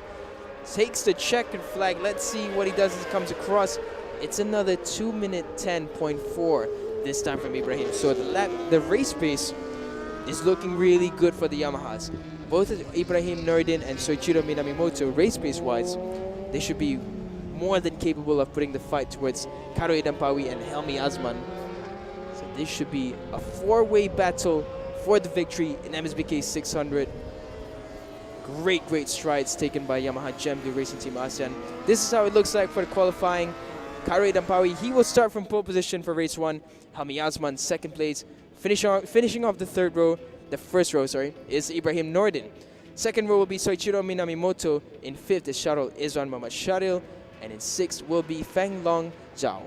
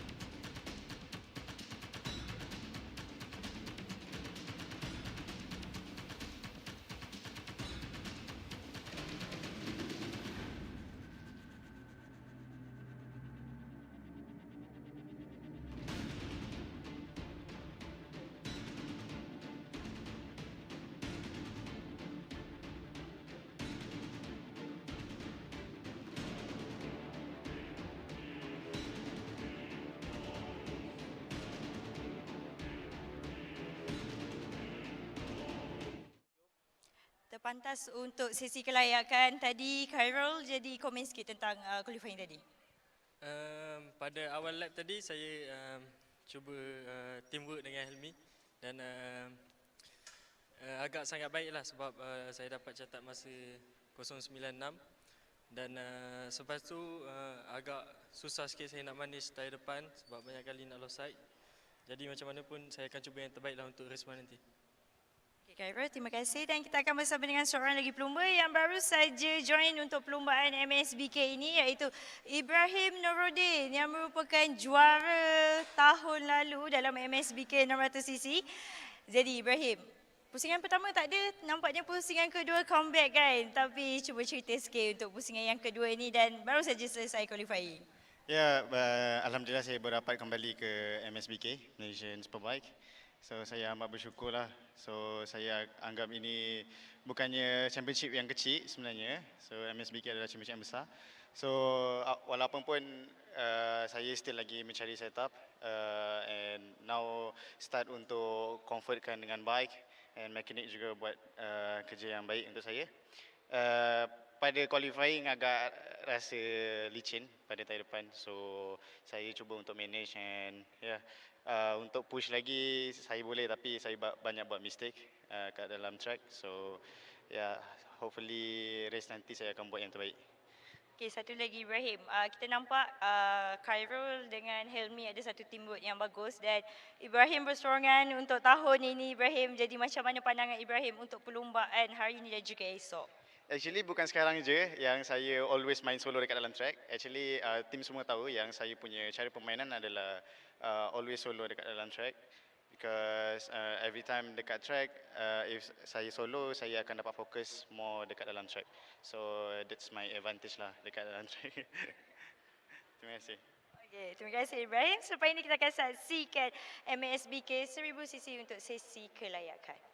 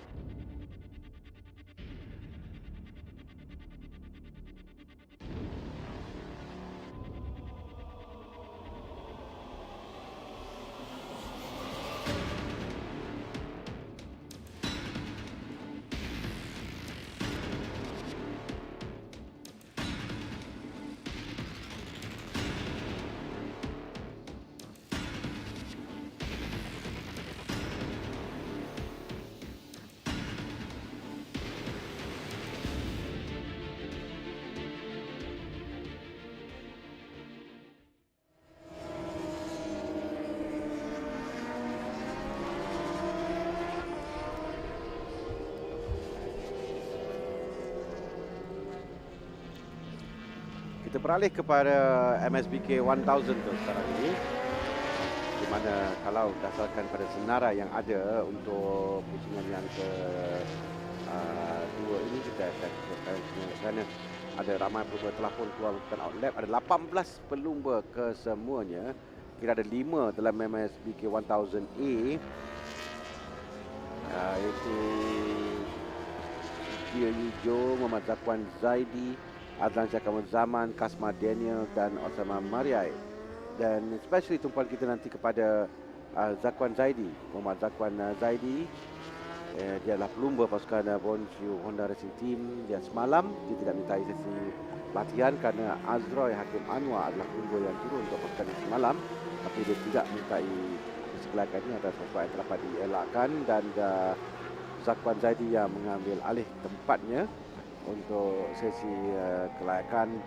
Dan kita boleh lihat pada catatan yang mereka lakukan semalam terlebih dahulu, sebelum kita nak cakap mengenai kedudukan keseluruhan bagi MSBK 1000 ini. Semalam waktu praktis tu, praktis jadi keputusan combine praktis menyaksikan Kasma Daniel yang terpantas. Tidak mengejutkan kerana dia adalah pembuat terpantas juga pada latihan dan kelayakan dalam pusingan yang pertama. Masa oleh Kasma 2 minit 06.842 saat, dan Azroy tempat yang kedua 2 minit 08.005, agak jauh Kasma di depan 1.163 saat. Perbezaan antara Azroy dan juga Kasma. Tapi Kasma lakukan ketika praktis pusingan pertama 2.07.547 dan pada kelayakan lakukan 2.06.502 dan pada latihan semalam 2.06.842, sedikit di belakang catatan masa ketika dalam pusingan yang pertama. Jadi pada perlumbaan kali ini, kalau kita lihatkan nama-nama yang ada few names yang baru dalam kumpulan B. Ya, dalam MSBK B ini kita tengok ada Tengku Irfan Afandi, dan ramai lagi, ada Ko Sinwei, ada 13 pelumba dalam 1000 B ini menjadikan dia lebih menarik dalam 1000 B. Selain pada nama-nama seperti Coach Yen, Razi Omar, yang kita bahas sebelum ini, Amir Izzat Rozali, yang minta perubahan yang pusingan yang pertama. Jadi tumpuan kita nanti kita lihat bagi catatan masa, kerana ni peringkat awal ni belum lagi catatan yang kompetitif keluar pelumba. Adlan Syakamun Zaman, jangan lupa pada Adlan sekarang outlap, ya. Kasma yang masih belum keluar, tapi Adlan outlap, Osama Maria juga outlap, duduk pelumba dalam pasukan A ini. Razi Omar, Izzat Omar, Amir Izzat Rozali, antara lain-lain pelumba telah melakukan catatan pertama mereka. Tengku Irfan Afandi lakukan 2.43 catatan pertama. Jadi kita lihat ubah pada catatan yang kedua. Kita lihat Zakwan catatan sekarang ini. Zakwan terpantas di sektor yang pertama 28.5259 saat. Zakwan terpantas di sektor yang kedua 29.966. Zakwan terpantas di sektor yang ketiga, dan kita punya jangkaan ini adalah catatan kompetitif pertama yang akan dilakukan oleh Muhammad Zakwan Zaidi yang baru saja lalu tadi untuk menamatkan pusingan dengan 2.12.058, jauh daripada catatan kompetitif. 2.12 untuk Zakwan, window fastest setakat ini, tapi masih lagi jauh pada 2.06 yang boleh dilakukan oleh Kasma dalam dilakukan semalam suatu sesi latihan. Yeah, for Zakwan, I had a chat with him in the paddock. He said this issue this weekend will just be finding the suspension setup. Being that, of course, it's his first time this weekend out on the CBR 1000 RRR. Of course, he's familiar with the bike, but suspension setups do change, so he'll be having to find the right setup. He'll be using the base of his Asia Racing Championship bike, definitely for sure, but still work to be done for Zakwan. 2 minute 12, nowhere near where we truly expect Zakwan to be. And even in Sector 1, you can see it's 27.4. Typically before this, I've seen Zakwan do a 26 in Sector 1. So still a bit more to be found for Zakwan Zaidi. For now, looking at across the A group, Azan Shah still yet to start his flying lap. So is Kasma Daniel. Kasma Daniel still in pit lane for now. Here's Zakwan, we follow him up turn 10. the long right-hander into turn 11. He will have a bit of traffic, so he's going to have to navigate his way around. I think it's Michael Luke Stone in front of him. That Kawasaki ZX-10R. Yeah, there we go. Zakwan essentially blocked as he tried to make his way into turn 12. Comes now into turn 14. Zakwan sharp on the inside. You can see sector 3. Very, very slow for Zakwan Zaidi there. Looks to a moment on the gas there for him. In front of Zakwan there, coming up ahead of him is someone riding the older CBR 1000. That's a CBR 1000 RRSP. Bike that lasted in production for just about 3 or 4 years before the one Zakwan is riding now came out into the market. For now, here's Zakwan wobble as he exits turn 15 down the front straight, so it's improvement to 11.302. Again, nowhere near where we expect Zakwan Zaidi to be, the Asia Road Racing champion, and now he goes into turn 1. It should be a clean lap coming in for him. Yes, Kasma Daniel slapping on that pink helmet. Oh, here we go, Azlan Shah. He's on a flying lap. This should be a good one from Azlan Shah. It should be well within the 2-minute 10, 2-minute 9s. Beautiful gesture there from Kasma Daniel. Haruki Noguchi, 73, yeah. Always. Kita belum lagi lihat Kasma sendiri untuk keluar. Catatan masa baik oleh Kasma di sini semalam, and then yet to see below 2.10. Zakwan lakukan 2.11.302 dan sektor pertama dilakukan masa terbaik peribadi, tapi Azlan Shah memang as mentioned by Daniel tadi, Azlan lakukan masa nampaknya dan tidak ada masalah mungkin kalau kita pada sektor yang keempat ini, kerana sektor pertama dia melakukan masa lebih baik lagi, tapi 2.06 kelihatan yang terpantas 2.07, 2.08, 2.09 dan 0.06 oleh Azlan Shah Kamarul Zaman. Kita ada dalam senarai ini 3 pelumba yang kita akan beri tumpuan. Azlan Shah, Zakwan Zaidi dan Kasma Daniel. Three of them ni adalah juara berganda, multiple champion dari Malaysia. Dan Azlan Shah bekas juara di Asia, bekas juara dalam kejuaraan di Malaysia, dan juga pelumba yang pernah ke Moto2. Dan begitu juga dengan Zakwan, juga bekas juara juara bertahan dalam kejuaraan kejuaraan Asia, ya, 1000cc, dan dia bekas juara bagi 600 juga di Asia. Dan dalam 2012, 2013 rasa saya pada ketika itu dia menewaskan Yuki Ito di saat akhir di Qatar. Still remember that moment bila dia menang berjaya di perempuan terakhir. Ketika itu rakan pasukannya adalah Zamri Baba, dan mereka berjaya untuk menewaskan Yuki Ito bagi kejuaraan keseluruhan. Lan yang kita lihat 2014, saya rasa saya pun tengah mencari masa tahun ketika dia bergelar juara di dalam kejuaraan atau skala Asia. Right, kita adalah 2014 Supersport 600cc. Pada tahun berkenaan juga dia adalah juara berganda kerana juara bagi Malaysia Cup dalam CP 130 pada ketika itu. Dan dia juga juara Asia 2016 dia dalam 600, dan juara sekarang ini juara bertahan bagi 1000cc dalam kejuaraan Asia. Azlan juga adalah pelumba yang kita lihat membaiki catatan masa Zakwan sekarang ni telah mula sampai catatan Zakwan 209.862, and Zakwan fastest sektor yang pertama, tapi sektor yang kedua peribadi terbaik kerana dia di belakang catatan Azlan Shah. So Azlan membagi catatan, tapi sektor ketiga Azlan losing time, hilang masa di sektor yang ketiga. So sektor yang keempat nampak 2.08.951. Nonetheless dia berjaya untuk membagi catatan masanya, tapi kita nantikan kerana Kasma sekarang melakukan outlap.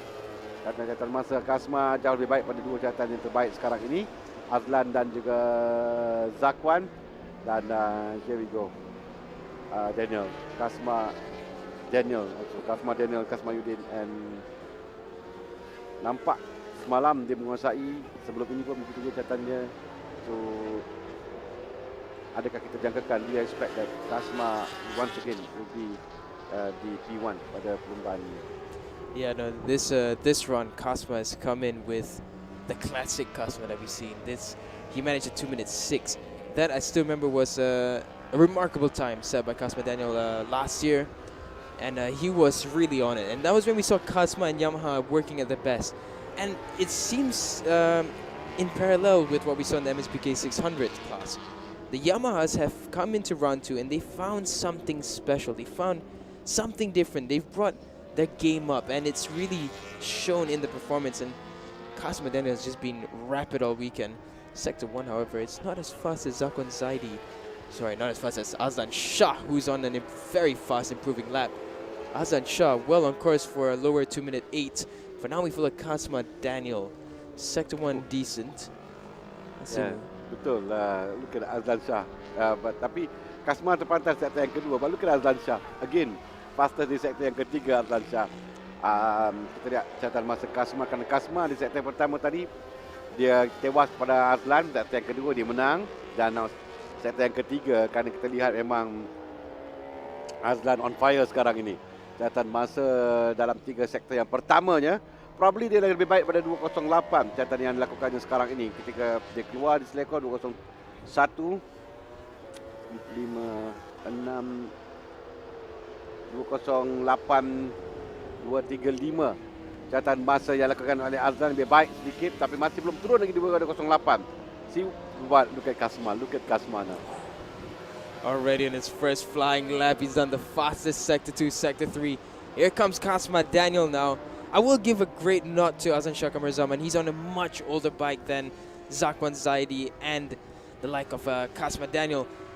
But for now, here comes Cosmo. On his first flying lap, he's going to take the top of the timing sheets. He comes across the line. It should be a 2:07, 2:08. 2:08.0 on his first flying lap. And here he comes now for his second one. He's going to be well down into the lower 2:07s and upper 2:06 at this pace.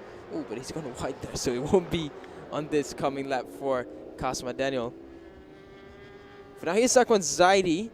Zakwan Zaidi looking at his sector times. He's slowed down a lot on this lap. I think he just had to navigate through traffic once again. Here comes Zakwan Zaidi now on another flyer. Tail sliding up really nicely there for Zakwan. It looked like he was about to lose it, but you really controlled it, just angled it perfectly into turn 1. For now, between the top 3, no one's improving through either sector. But Zakwan, he might just do it on this lap. He's got clear track in front of him, and that's what you want in this 1000 class if you're fighting for the front. It's a 26.948 on sector 1, so not much faster for Zakwan this time round. Then again, we still have 25 minutes left in this qualifying session. Plenty of time for adjustments and improvements.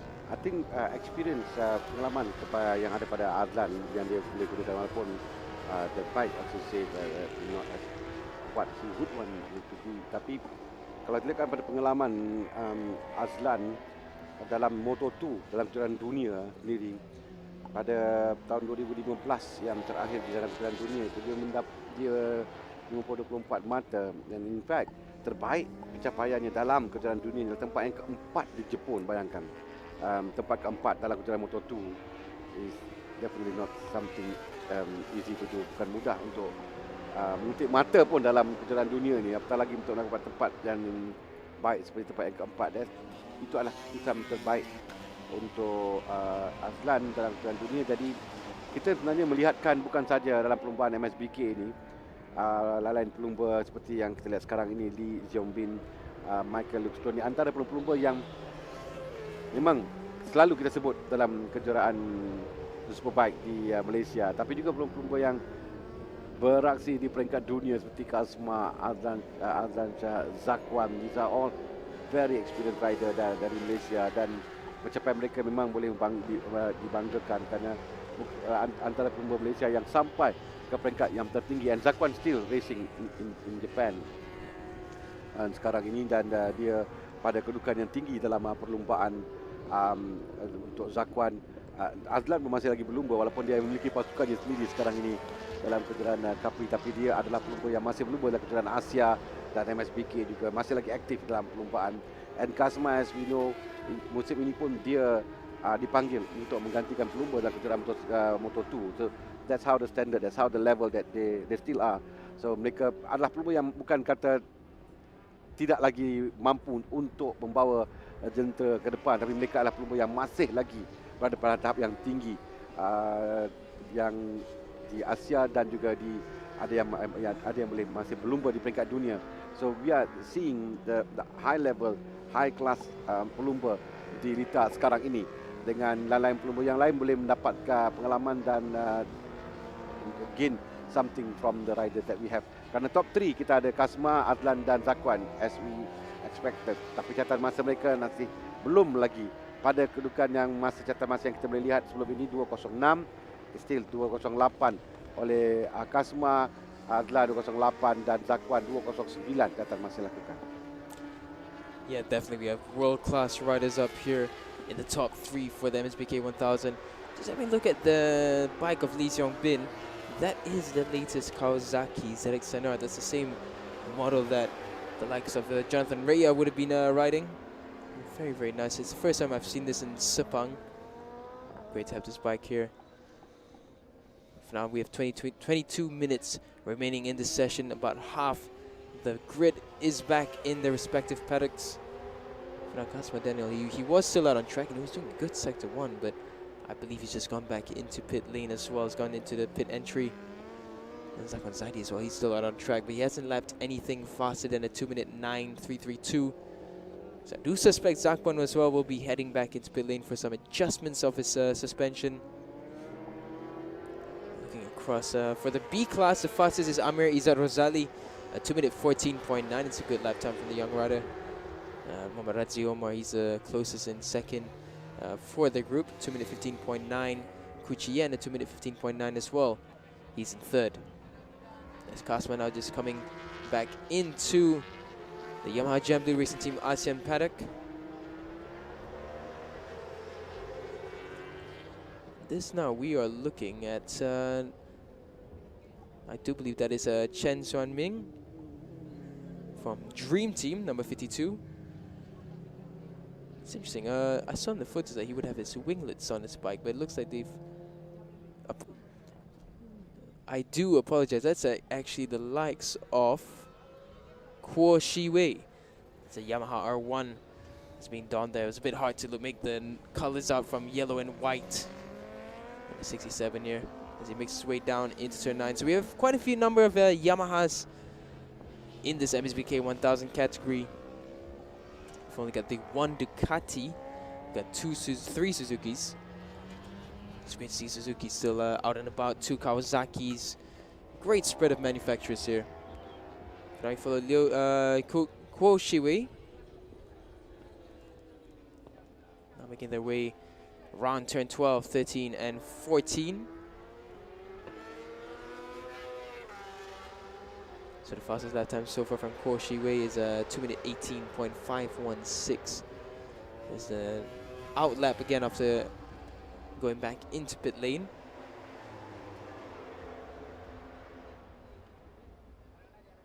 So for the number 67 into turn 15 on the Yamaha R1. I do believe this is somewhere between the 2017 to 2019 model, right before the facelift and upgrades. Coming across now, that was a 2-minute 20.634, so not an improvement. Chen Xuan Ming has actually improved himself up with a 2-minute 15.474, so that's actually looking a lot better from Chen Xuan Ming, who's on the BMW M1000RR. This Kasma Daniel, a very calm looking debrief going on there, the Yamaha Gem Blue paddock. Kasma just looking quite unbothered today. So he's just trying to figure out how to get that 2-minute 6-second timing again. Knowing Kasma, he probably would always be looking for the 2-minute 5 anyways. For now, this is looking at Chen Xuan Ming. A very recognizable BMW winglet at the front. Teammate to Kuo Shiwei, who we saw earlier. Hence the livery being the black, yellow, and white at the front. And there's Zakwan Zaidi. He's looking a bit puzzled, definitely with the suspension woes that he'll be having. So he'll have a lot to figure out and debrief with the team. Currently out on track is just the likes of Osama Marie, Chen Tuan Ming, Muhammad Shukri Matsuki, Koshi Wei, and Tuoku Irfan Afandi.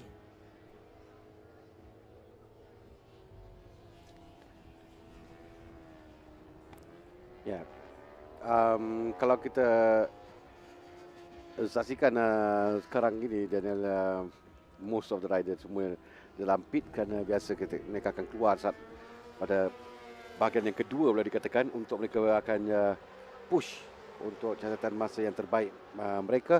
Tapi kita lihat tak dilupakan juga dalam kumpulan B, dalam bahagian 1000 B ini, di mana sekarang ini Amir Izzat Rozali adalah pelumba yang terpantas dalam kumpulannya dengan 2:14.940, diikuti dengan Chen Xuan Ming pasukan Dream Team yang berada di tempat yang kedua. Ketiga adalah Razi Omar. Ini adalah cabaran persaingan yang juga akan kita berikan tumpuan khas kerana memang menarik kalau kita lihat dalam kumpulan B ini. Ada ramai pelumba yang sekarang ini bersaing pada catatan mereka, dan kalau kita lihatkan pada keputusan bagi B, kita beri tumpuan pada B buat masa ini, di mana selepas tamat pusingan pertama, Hu Chiyan adalah pelumba yang memiliki tempat yang pertama dengan mengumpul 41 mata. Raja Nazim Iskandar tempat yang kedua dengan mengumpul 40 mata, dengan 2 kali tempat yang kedua bagi Raja Nazim Iskandar. But Nazim nampaknya perlombaan kali ini dia belum lagi dapat mencabar kedudukan atas Amir yang berada di kedudukan tertinggi sekali. Amir Izzat Rozali yang pada perlombaan lalu, Amir Izzat adalah pelumba pasukan Horizon Racing Team. Dalam perlombaan lalu Amir melakukan mendapat 38 mata, tapi dia menang perlombaan yang kedua, tempat yang keempat dalam perlombaan pusingan yang pertama Amir Izzat. Jadi catatan pertimbangan mata antara Coach Yen, Raja Nazim dan Amir Izzat Rozali agak rapat, dan this is where kita akan berikan tumpuan nanti Daniel. Osama Maria yang di musim ini dia berlumba untuk dalam MSBK 1000A, dan it looks like bagi Osama Maria masih lagi cuba untuk mengejar kerana catatan masa yang dilakukan oleh Osama dalam 2.12 berbanding 2.8 oleh Kasma sekarang ini. We know that Kasma can do 2.6, 2.7 catatan masa sebelum ni yang dia lakukannya pada perlombaan lalu, perlombaan pusingan pertama, dan juga pada perlombaan pada sesi latihan yang berlangsung semalam. So there's still time, ada masa lagi untuk Kasma cuba lakukan. 2:06.842 dah terpantas semalam. We still have 15 minutes, and then most of the rider kesemuanya ada dalam pit buat masa ini. Yeah, for now we're just following the Yemeni rider Sama Mariai, who's done his personal best at 2:12.602. He's one of the few riders who's still out on track. He's just come out actually, so this is his first flying lap. Into turn 15 he goes, leg dangling. So he's noted as an aggressive riding style that hasn't fared well for him in the past, but he's managed to find that balance recently. Comes across the start-finish line now, and it's a 2:13.2. So doesn't improve on this lap. Currently out on track. Tuyu Joe is as well. He's just come out now. His fastest so far was a 2:15.694. So there's a good mid-standing battle that we will have here, by the looks of it. All the way down from P6 down to about P10, P12. That's where we expect a pretty decently sized group. Should be a few scraps and battles here and there. A bit of trading of paints. Now this Kuchien on the Mobiloop Suzuki Racing Team. Coming around now, turn 1 all the way around. His fastest so far for Kuchien is a 2:15.9. This time around, however, with the improvements of Mohammad Razi Omar and Chen Zhuan Ming, as well as Amir Izzat, this puts Kuchien potentially off a top 3 finish. So he will have some work to be found. Although if we look in the past with the Suzuki has been more than capable of doing a 2-minute 9, 2-minute 10. So definitely work can be done to make the Suzuki much more in a much more higher of a presence. Now Kuchien, this is some of the best we've seen of him from round 1 to round 2, 2-minute 15. Comes around now, turns 7 and 8.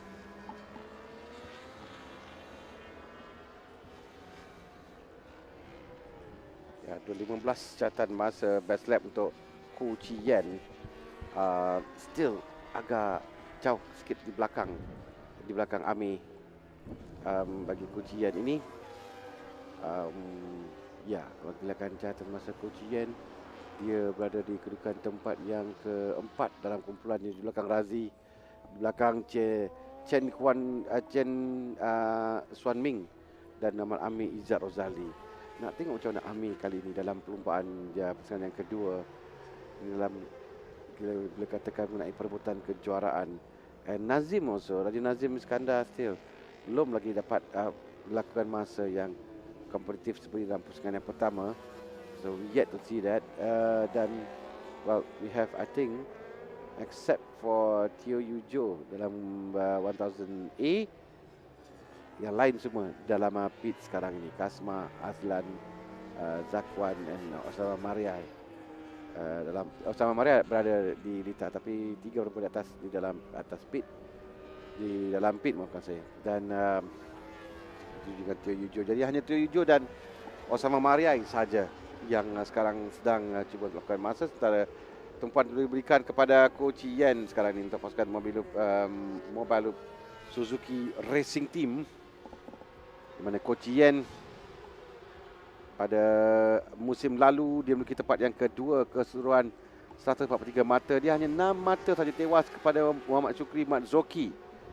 Syukri Matzoki pada tahun lalu menjuarai, dan dia masih ada lagi dalam perlombaan kali ini, dan nombor 88 outlap sekarang ini bagi Syukri Matzoki. Jadi kita memang nak lihat bagaimana Syukri Matzoki, Coach Yen bersaing, kerana Osman Marian dah naik ke 1000A, begitu dengan Teo Yujo juga naik ke 1000A. Tapi itulah, kalau kita lihatkan Daniel, pada musim ini setakat ini, we can see that overall Coach Yen still mendahului Raja Nazim kedua, Amir Izzat Rozali ketiga, but the difference 41-40-38, still very close, including Syukri Matzoki. So it's still anyone's championship right now buat masa ni. Kita baru tamat pusingan pertama, tapi bear in mind that dalam MSBK ini hanya ada 3 pusingan saja, 3 pusingan. Tapi dalam satu hujung minggu perlumbaan, minggu lalu ada 2, minggu sebelum ini ada 2 perlumbaan, yang ini ada 3 perlumbaan. So we're gonna have finish 5 pusingan kesemuanya sebelum ketiga pusingan terakhir nanti. So every round counts and it's important for them untuk mengutip sebanyak mungkin di hujung minggu perlumbaan seperti ini, kerana 3 perlumbaan dilangsungkan. Dan sekarang ini dalam battle untuk perebutan kedudukan grid, it's also important untuk mereka, kerana will give them some advantage ketika dia ada atas grid, dan juga kelebihan dari segi mental untuk keperlumbaan. Raja Nazim Iskandar, pelumba yang memiliki tempat yang kedua keseluruhan, kerana 2 kali tempat yang kedua dalam perlumbaan pusingan pertama, 2 kali. Dan tewas kepada Coach Yen dalam round 1, dan tewas kepada Muhammad Amir Izzat Rozali round 2. So this is the battle yang kita akan lihat nanti, Coach Yen, Raja Nazim, Amir Izzat Rozali yang akan berentap dalam perlumbaan kali ini. Yeah, the Raja Nazim is just trying to find his way in now. This time in round 2, he's got a bit of a challenge up his sleeves now. Look at we've got a lot of riders who just found their pace in round 2. Syukri Matzoki, Razi Omar, Chen Xuan Ming, who's joined us this time around, Amir Izzat, Kuchien, all improving and all above of Raja Nazim, so he's going to have to find something special. Teo Yujo there from the MSBK 1000A, he's lapping a 2-minute 15.694. I do notice that it is a different fairing that he's got on. It's not donning the M1000R winglet, so that could be a different bike that he's riding this time. Still the BMW S1000, but a different kit altogether. So vote to you, Joe, right now, and number 16 for our Savitar Racing team.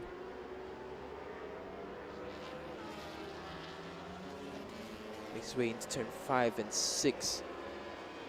This is a rider who's coached by the hands of Hafiq Azmi riding school. He's found a lot of improvements with that mentorship program.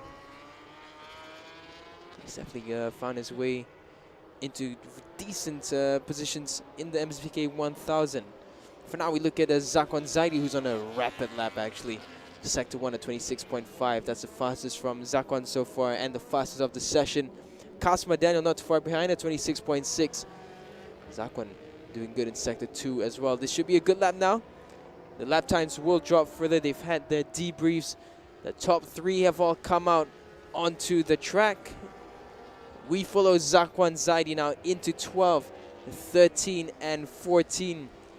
Sector 3 decent as well from Zakwan. This should be an improving lap. This should be well in the 2-minute 8 perhaps. Zakwan down the back straight using the horsepower that this Honda CBR definitely does not lack. Goes into the turn 15 braking zone. That's a great shot there from the cameraman actually. Ooh, here comes Kasma as well. Sector 2 fastest from Kasma. But for now we look at Zakwan Zaidi as he comes down to the start finish line. Comes across, should be a 2-minute 8 from Zakwan. It's a 2-minute 8.1, so Zakwan pushes Azan Shah down into third, then takes second. But here comes Kasma Daniel. He's on a really fast flying lap.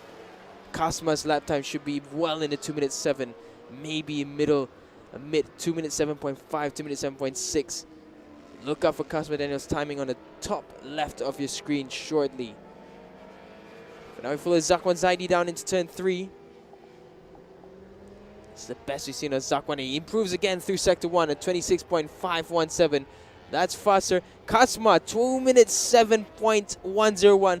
I was expecting a mid 2-minute 7, but but Kasma has just pulled out a low 2-minute 7.101. His Sector 4 and Sector 3 were absolutely brilliant.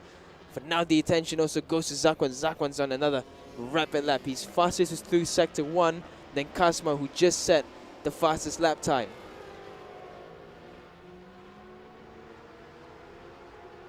There's your provisional pole man now. Kasma Daniel going into turn 4. He's going faster again through Sector 1. It's a 26.345. That's a very, very fast first sector from Kasma Daniel. He's on course to do another 2-minute 6. Kasma, he's in his unstoppable phase once again. Through turn 5 and 6 goes Kasma. Front wheel just barely hanging on there. Going through Sector 2 again, Kasma, 28.875. This could be a very low 2-minute 6.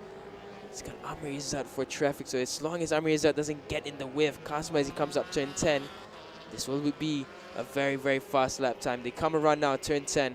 Amir Izzat pulling wide, allowing Kasma to come through. So Kasma, clean ground in front of him. Zakwan's on an improving lap, but he's not anywhere near what Kasma's doing. Down turn 11 and 12 comes Kasma Daniel. We're looking for a Sector 3. How will he do as he comes around turn 14? It's faster again. Kasma is just improving further and further. Zakwan does improve at 2-minute 7.793. That's the fastest of Zakwan so far. But here comes Kasma Daniel. Down the back straight, everyone giving room to Kasma. He's going to be saying thank you very much. Goes into turn 15 now. This will be a mid to low 2-minute 6. We follow Kasma Daniel, number 27 now. Down to the line. Will it be a low 206? It's a 206.440 from Kasma Daniel Kasma Yudin. There you have it. He's been the pace setter all weekend. He was the pace setter last year, and he's done it again this time in round 2 in qualifying. 1.3 seconds the gap between Kasma Daniel and Zakwan Zaidi in second. Ya, kita boleh lihat tadi Kasma sewaktu melakukan pusingan lap tadi, kerana dia perlahan dilitap. Ketika dia keluar di turn 15, masuk ke front straight dalam 15 lebih. Dan itu menunjukkan bahawa dia boleh melakukan masa di bawah 2 minit 07 saat. Itu saja yang kita boleh lihat. Dan memang catatan masa dilakukan oleh Kasma memang cukup baik. Dan now we see Zakwan. Kadang-kadang Zakwan dia improve time di sektor yang pertama 26.502 terbaik peribadinya. Improve time sektor yang kedua 29.170. Itu terbaik peribadi untuk Zakwan.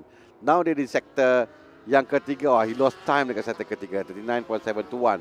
Dia kehilangan masa sikit. Saya terpulang untuk dia mencuri masa di sektor yang terakhir ini. Tapi kita lihat ketika dia keluar di turn 15, berapa 152, 153 dia keluar tu yang penting ni nanti. Ketika keluar di turn 15 ni, untuk kita tahu catatan masa ni juga agak baik. Catatan masa dalam 207 dapat dilakukan oleh Zakwan. Cuma soalannya sama ada di bawah atau 208, 205. Dia hilang masa lagi di sektor yang ketiga, 3 dan 4. Itu yang merugikan kerana dua sektor pertama dia memang laju. Catatan masanya terbaik peribadi. Masa peribadi adalah dia melakukan masa lebih baik catatannya sendiri tapi tidak dapat mengejar catatan terpantas milik Kasma Daniel untuk dua sektor yang pertama. Tapi di sektor yang 3 dan 4 dia lebih bawah daripada catatan terbaik peribadinya. Untuk dia lakukan masa bawah 207.793 saat. It seems now 1.353 seconds between Kasma Daniel and Muhammad Zakwan Zaidi. So quite a gap antara kedua-dua pelumba ini. But anyway, suatu perlumbaan pun dia dalam pusingan pertama kita lihat even though there's a gap between Kasma and Azroy, but in the race still Azroy boleh bagi cabaran. And not forgetting this guy, number 25, Adlan Shah. Kerana Adlan juga dalam perlumbaan tahun lalu dan tahun ini dia nampak. Cuma remember the second race dia ada masalah jentera dia. Kecewa kerana tidak dapat untuk meneruskan perlumbaan ketika itu. He was on a good lap masa itu dan dia berada pada kedudukan baik, tapi dia gagal untuk menamatkan perlumbaan di perlumbaan yang kedua. Osama was on the podium at that time. Therefore kali ini mungkin Lan nak cuba untuk membaiki dan Lan cuba untuk menembus kehampaan perlumbaan yang kedua itu. By the time now we have the gap between Azlan dan Daniel 1.7 saat. Tapi hanya 0.4 saja di belakang Zakwan Zaidi. And still dalam race ini tumpuan kita kepada Kasma, Zakwan dan Adlan Shah Kapano Zaman. Ini 3 pelumba dalam 1000A and 1000B. I think is between Amir Izzat Razali, Coach Yen, Razi Omar. 3 pelumba yang terpantas setakat ini. Tapi kita nak lihat juga catatan Syukri Mat Zoki dan Raja Nazim Iskandar, kerana these two also sedang berikan saingan untuk kedudukan keseluruhan. So it will be a great battle dalam MSBK 1000B untuk membuat pusingan yang kedua ini, yang mana qualifying akan tamat tidak lama lagi. Yeah, time trickling down, but Azlan Shah, he was disappointed with his previous lap, a 2 minute 8.8. But he's not going to have enough time to set another one. So Azlan Shah will be starting from 3rd position on the grid. But looking at the race pace, I think Azlan Shah, knowing him, he will definitely give the strongest fight possible. He may not have a great qualifying, but he always has great methods in the race pace. And he should be in the battle with Zakwan should Kasma not pull away. But for now, we're looking across the grid, looking at Osama Mariai there. Further in front of him down the straight, that was the likes of Chen Xuan Ming. There's Amir Izzat now as he makes his way down the back straight. Further behind, that's this is the likes of Kuo Shiwei. I must say, it's impressive from the two Dream Team riders. This is the first time we've seen of them. And both of them for the B class, 4th and 5th. Ooh, big wobble there. That's characteristic of the R1 if the dampers are not as hard as they could be. So definitely they're going to have some readjustment there on the braking. Checker flags are out there, as you can see on screen. For now, Kasma Daniel has taken a checker flag, and on that checker flag lap, he did a 2 minute 7.1.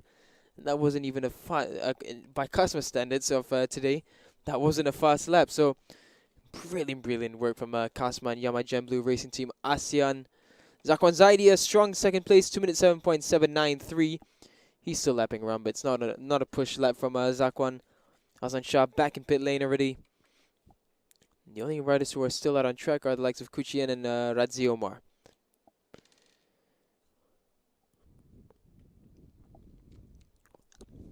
So this is what it looks like for the MSBK 1000 qualifying session of round 2. Kasma Daniel, Kasma Yudin, a 2 minute 6.440. That's some of the best we've seen of the 1000 so far. Zakwan Zaidi in second. Third is Azlan Shah. Fourth, Osama Mariai. Fifth is Amir Iza Rosali. Sixth, Kuchi Yen. Seventh, Tioyu Zhou. And in eighth is Muhammad Radzi Omar. Coming in ninth is Chen Suan Ming. 10th, Ko Shi Wei. 11th, Muhammad Shukri Matsuki. 12th, Raja Nazim Iskandar. Michael Lookstone, he's in 13th. Chan Ching Rong, he's in 14th. Tiwi Jin in 15th. Coming in 16th is Tioku Irfan Afandi. 17th, Teva Kumaran. And completing 18 riders is Lee Seong Bin.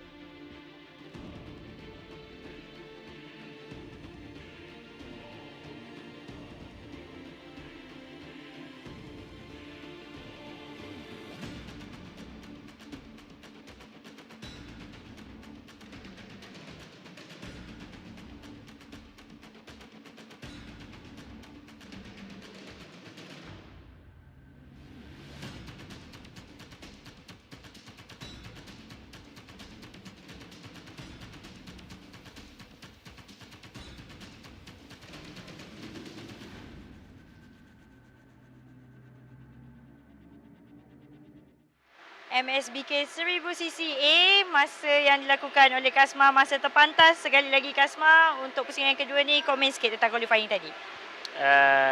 Untuk qualifying, saya pun tak menyangka yang boleh buat 06.4. Saya cuma nyangka mungkin dalam 06.8, 7 macam tu. So 06.4 adalah pace yang agak laju jugalah. So untuk race nanti saya tahu memang akan Zakuan dan Azlan Shah akan boleh bersaing juga.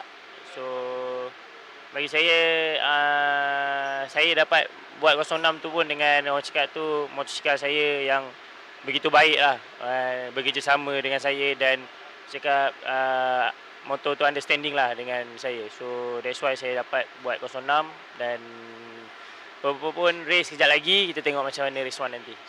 Okey, terima kasih Kasma. Kita akan bersama dengan MSBK 1000cc B. Catatan masa yang terbatas sebentar saja lagi.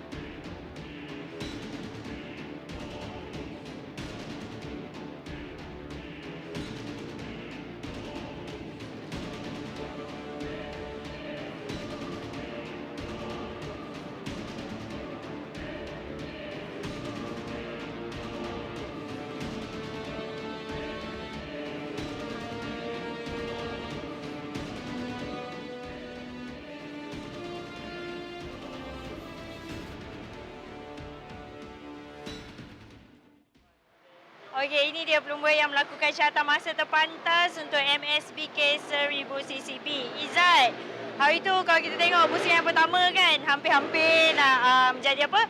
Champion Weekend Warrior kan. Dan kali ini nampaknya keputusan yang bagus. Bermula dalam kategori B, bermula di hadapan. Jadi macam mana Izzat rasakan untuk perlumbaan ni? Kita ada 3 perlumbaan minggu ni Izzat. Pertama kali rasa terkejut lah dapat time yang macam tadi. Tak expect dapat time macam tu. Kali ni pun race round 2 ni ramai fight. Group B semua time semua rapat-rapat. Saya cuba yang terbaik lah untuk race. Tapi Izzat ada rakan sepasukan Azlan Shah, pelumba yang sangat berpengalaman kan. Ada tak dia bagi apa-apa tips untuk jadi Weekend Warrior Champion minggu ini? Abalan banyak lah, tolong ajar pasal race line, gearing. Semua saya tanya dia and saya ikut apa dia cakap and dapat time yang macam ni. Okey, terima kasih Izzat.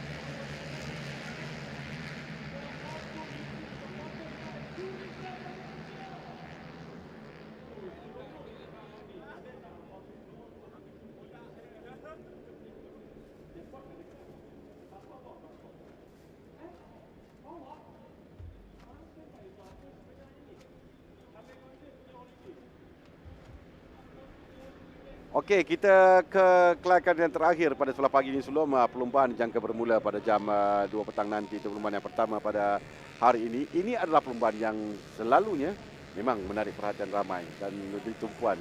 Kerana ini adalah perlumbaan bagi berjaya Sompo Yamaha Y16 ZR Race Master Class.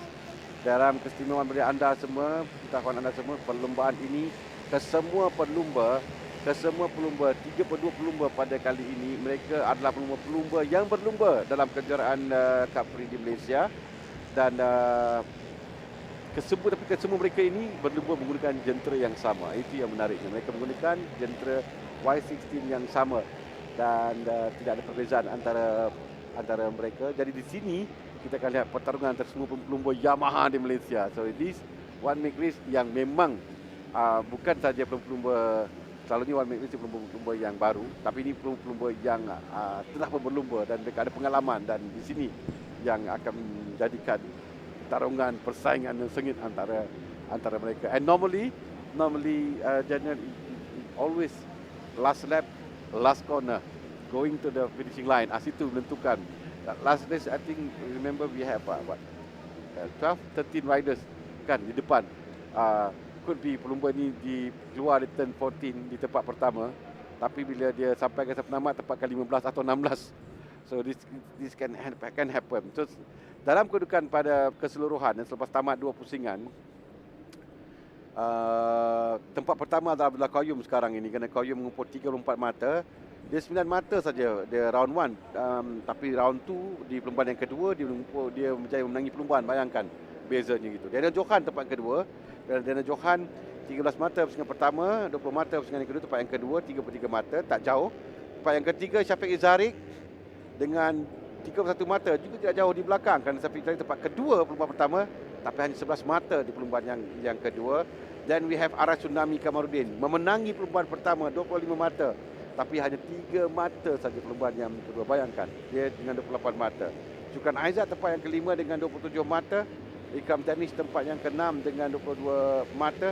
So, tidak jauh antara mereka. Cuma kita nak lihat seorang pelumba ini, Muhammad Adi Putra Soekarno, yang menang salah satu perlumbaan pada musim lalu. Adi Putra baru menang dalam perlumbaan Cup Free di Malaysia dalam 125. Dan Adi Putra, dia 10 mata perlumbaan pertama dan bulan kedua, ingat, dia keluar di last lap, dia tersilap dan menyebabkan dia tidak butik mata langsung pada perlumbaan yang kedua. Dan itu adalah kedudukannya dalam bagi Y16 ZR ini. Dan kelayakan yang diberikan, masa mereka sekarang tinggal lagi 14 minit lebih kurang untuk catatan masa. Kita menantikan catatan masa yang pertama dari mereka. Semalam sewaktu dalam latihan bebas yang kedua, Abdullah Qayyum melakukan masa 2 minit 51.6 1 saat. Ikram Danish 2 minit 51.6 95 saat. Syukran Aizat tempat ketiga 2 minit 51.804 saat. Dan Syafiq Izarik tempat keempat 2 minit 51.942. 4 pelumba melakukan 2 minit 51 saat semalam. Ini adalah hanya 4 pelumba melakukan masa di bawah 2 minit 52 saat. Catatan 2 minit 51.601 ini tahun lalu buat kali pertama kategori ini diperkenalkan. Catatan terbaik yang dilakukan oleh juga pada praktis yang kedua, Koyum melakukan masa 2 minit 52. Dan catatan masa Koyum pada perlumbaan yang pertama dalam 2 minit 56. So, itulah catatan masa yang mereka lakukan dalam 2.51, 2.52. Jadi lebih baik catatan masa dilakukan oleh Koyum pada musim ini. Perlumbaan yang kedua ini berbanding perlumbaan yang pertama dia lakukan pada bulan 8 hari itu 2 minit 52. Jadi ini adalah menunjukkan mereka semakin sebati dengan jentera dan they know how to handle the bike on the track. Bagaimana untuk mereka menggunakan jentera untuk mendapatkan masa yang lebih baik lagi. Tapi kita nantikan catatan pertama. Mereka baru dalam outlap sekarang. Catatan pertama yang kita nantikan, Akil Danish 257. Berubah lagi kedudukan. Syukran Aizat 254 293. That's the best time yang ada sekarang ini. 254 Tapi 254 ni bukan masa yang kompetitif. Saya percaya catatan ini akan dapat dipadamkan lagi oleh Syukran atau lain-lain pelumba. Look at Amirul Haziq Johan dan fastest time sektor pertama milik Arah Tsunami. Arah Tsunami juga cemerlang di sini pada tahun lalu dalam kategori ini. Lihat yang 4 seorang saja baru outlap, Emil, Iza, Izwan. Lain semua ada di Lita. Berbanding dengan kategori tadi, kita lihat pelumba akan masuk semula hampir ke semua pelumba. Tapi dalam ini kerana mereka mengambil masa 3 minit untuk menghabiskan satu lap, jadi mereka akan menggunakan penuhnya masa yang ada untuk catatan masa terpantas. Cuma bila mereka keluar secara beramai-ramai ini trafik yang akan mengganggu sedikit cubaan pelumba untuk melakukan catatan terbaik. Dan sekarang ini milik Ahmad Syukran Aizat dengan masa 2 minit 54 dan 293. Sebab saya lihat Abdullah Qayyum Abdul Razak fastest di sektor yang pertama 37.045. Qayyum adalah pelumba terpantas sektor yang pertama. Qayyum terpantas sektor yang kedua. Qayyum pelumba nombor 9, tapi dia Abdullah Qayyum Abdul Razak adalah pelumba yang terpantas di Dita sekarang ini. It looks like pelumba nombor 9 yang melakukan masa terpantas sekarang ini nampaknya. Di dalam kelompok yang besar ni, Abdullah Qayyum Abdul Razak, Qayyum terpantas dalam 2 sektor pertama. Tapi kita lihat lain-lain pelumba pun memperbaiki catatan masa peribadi mereka. So it's very interesting to see. Ramai kerana kita lihat hampir semua melakukan masa lebih baik lagi. Kecuali Syukran Aizat nampaknya 2 catatan pertama tidak begitu baik. Amir Haziq catatan yang kedua, Arah Tsunami catatan kedua, Iman Fahmi catatan kedua. Mereka di bawah pada catatan terbaik mereka. See how Qayyum nampaknya melakukan masa terbaik peribadi pada sektor yang ketiga. Still dia masih boleh mampu untuk melakukan masa yang lebih baik di sektor yang ketiga sekarang ni Qayyum. Mereka menuju ke turn 15 sekarang ini. Jadi nombor 9 dalam kelompok ini, dalam ramai-ramai ini ada nombor 9. Kita akan lihat nanti catatan masa yang akan dilakukan oleh mereka seterusnya. Kalau kita ada Adib Arsyad juga boleh membagi catatan masa lebih baik. Ikram Danish, kemudian Adam Mukris Syarum juga mungkin dapat melakukan masa yang lebih baik. Syafiq Zarik catatan masa yang ketiga juga lebih baik. Jadi kita lihat mereka akan sampai. Kita nantikan nombor 9 itu akan sampai. Berapa catatan masa oleh Abdullah Qayyum Abdul Razak? Catatannya adalah Syafiq Zarik yang terpantas ketiga tadi. Itu dia Qayyum melakukan masa 2 minit 52.063 saat. Seperti yang kekal Syafiq Zarik terpantas sektor yang ketiga dan dia dilakukan masa 2 minit 52.403. Ini 2 pelumba yang terpantas sekali. Adi Putra Soekarno tempat yang kelima terpantas sekarang ni Adi Putra dengan 253.881. Setakat ini 2 pelumba lakukan masa di bawah 2 minit 53 saat. Abdullah Qayyum dan Muhammad Syafiq Zarik yang melakukan masa 2 minit 52 saat. Because we can see tadi kita nampak catatan masanya setiap sektor lebih baik. Tapi sekarang ni sektor pertama Qayyum tidak begitu baik. Syafiq Zarik juga sama dengan Ikram Danish. Yang bagi masa sektor pertama adalah Adi Putra Soekarno. Kita lihat nombor 7 yang mungkin dapat bagi catatannya, tapi masih di peringkat awal. Kita lihat di sektor yang kedua, ketiga nanti baru nampak bagaimana. Sebab 4 pelumba teratas sektor pertama mereka tidak dapat melakukan catatan masa yang lebih baik lagi secara peribadi mereka. Jadi yang nombor 7 di hadapan itu adalah Adi Putra Soekarno. Adi Putra akan masa dia kehilangan masa sektor yang kedua. Adi Putra agak suka untuk dia mengejar catatan masa ini. Syukran Aizat baik catatan masanya dalam 2 sektor yang pertama. Syukran Aizat nombor 10 di belakang Arah Tsunami. Ini tempat yang sekarang sedikit di belakang Kita lihat Arah Tsunami tempat yang ke-9, Adi Putra tempat yang ke-5. Sektor yang baik sekali Amirul Aziz Johan dalam 3 sektornya. Adam Haikal Jaha pelumba nombor 4 dilakukan masa lebih baik pada 3 sektor pertama. So itulah kedudukan yang sekarang ini. Tinggal lagi lebih kurang 7 minit akan tamat dalam kelayakan. Jadi catatan masa mereka 2 lap yang mereka telah lakukan, 3 lap yang mereka lakukan tadi. Satu adalah outlap mereka, jadi 2 catatan masa yang mereka lakukan terbaik, 2 minit 52.063. Baik, looks like sekarang ni Syukran Aizat yang nampaknya masih baik. Syukran Aizat belum nombor 10. Ada 2 catatan pertamanya terbaik peribadi, catatan di sektor yang ketiga terbaik keseluruhan. So Syukran Aizat yang kita akan lihat nanti dalam kelompok ni yang warna kuning, hitam dan putih, nombor 10 yang berada di dalam. Dia berada di selekoh yang terakhir. Jadi catatan Ahmad Syukran Azad yang kita akan saksikan ketika mereka kelompok yang besar sampai. Syukran Azad berada dalam kelompok yang di belakang. Ini berapa catatan Syukran Azad? Naik tempat yang ketiga Syukran dengan masa 2:52.704 dijangkakan dia dapat bagi catatan masanya, tapi masih belum dapat mengejar Qayyum dan Syafiq Zarik. Tapi dia adalah pelumba ketiga melakukan masa 2 minit 52 saat. Yeah, Abdullah Qayyum again. It's just the consistency of Abdullah Qayyum that makes me always amazed. He's such a talented rider. He's been always improving for the past 3 seasons. And now you can see him in the Y16 ZR Masterclass. He's just always at the top of the timing sheets.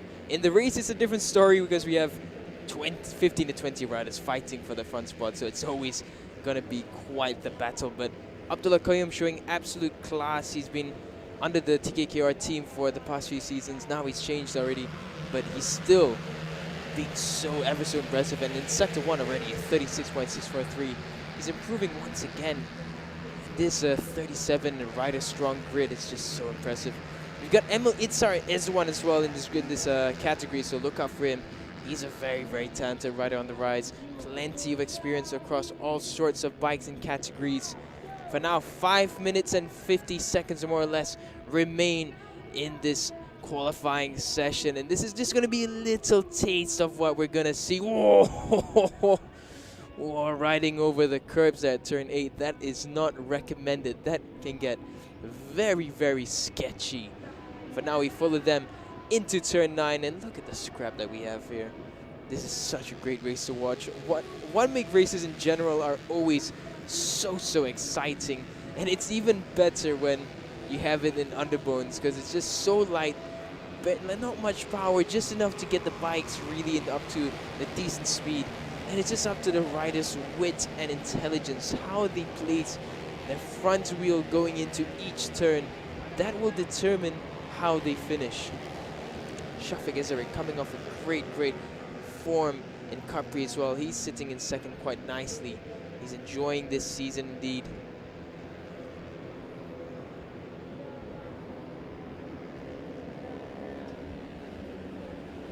Now we're looking down the back straight as everyone lines up for the slipstream, as we see so often. Abdullah Qayyum, he's really on the pace. He's gone fastest through Sector 3 again.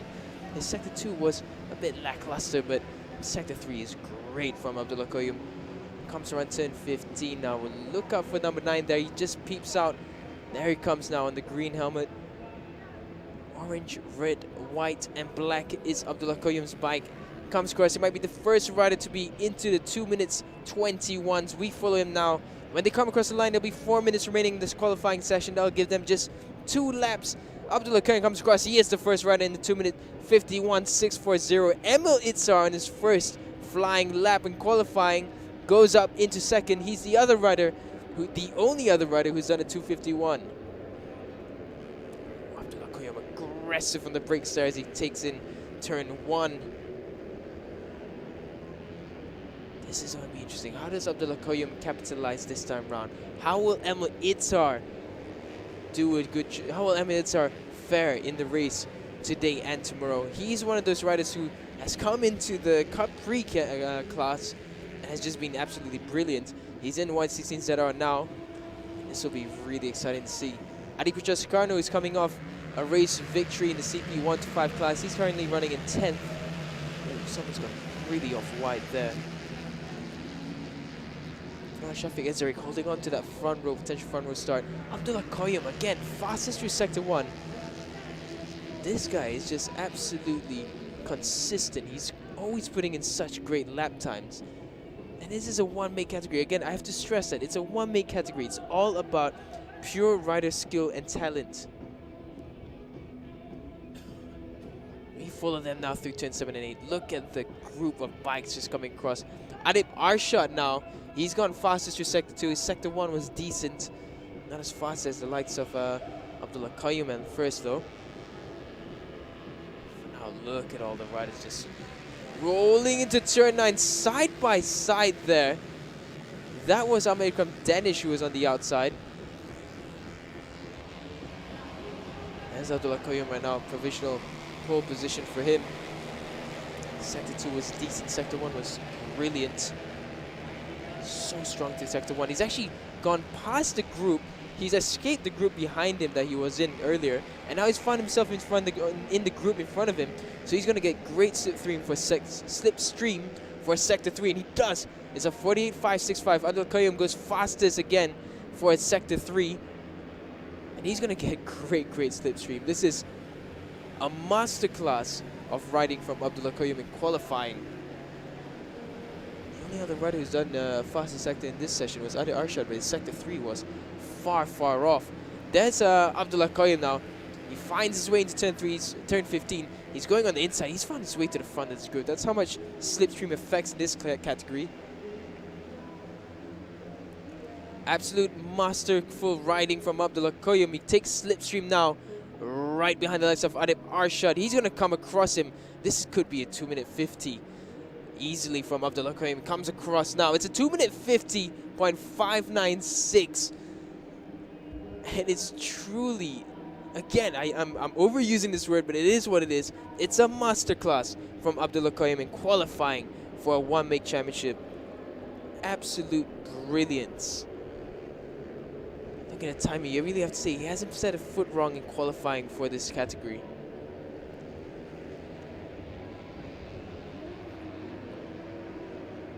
For now, just under a minute left in the qualifying for the Vijaya Sompo Yamaha Y16ZR Race Masterclass qualifying session. By the looks of it, the only one who's going to challenge Abdullah Qayyum on this lap is going to be Emil Itzar. He's gone really fast through Sector 1, so look out for Emil. But at this very point, pole position looks quite secure for Abdullah Qayyum. For now, they roll into turns 5 and 6. Once they get past turn 6, the checkered flag will be ready and waiting for them down the front straight. 37 riders in this category. They come down now into turn 7 and 8. Checkered flag just waiting for them when they come around turn 15. The other rider who's actually on a fast lap is Ali Putra Sukarno, but his Sector 2 not at all where he would like it to be. But Emil Itzar, he's the only other rider who's potentially going to give a fight towards Abdullah Qayyum's 2-minute 50.5. Scrapping right now. It's like a last lap battle in the race, but it's only qualifying.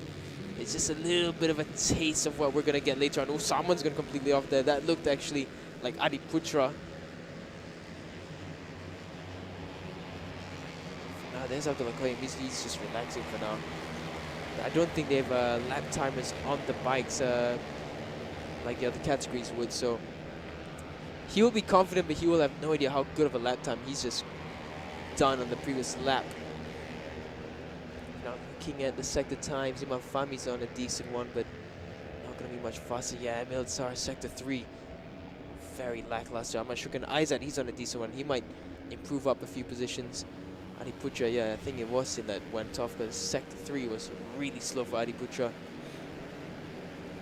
They come down now, forming up a line of slipstreams, trying to get the best top speed down the back straight.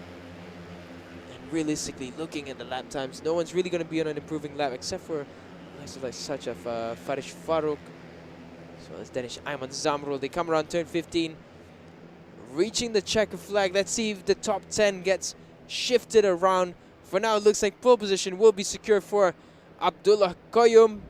They come across the line and no one has switched positions in the top 10. Yeah, the top 10 remains as it was, so that will be how it starts for the race one later on. Then Johannes all just coming across there.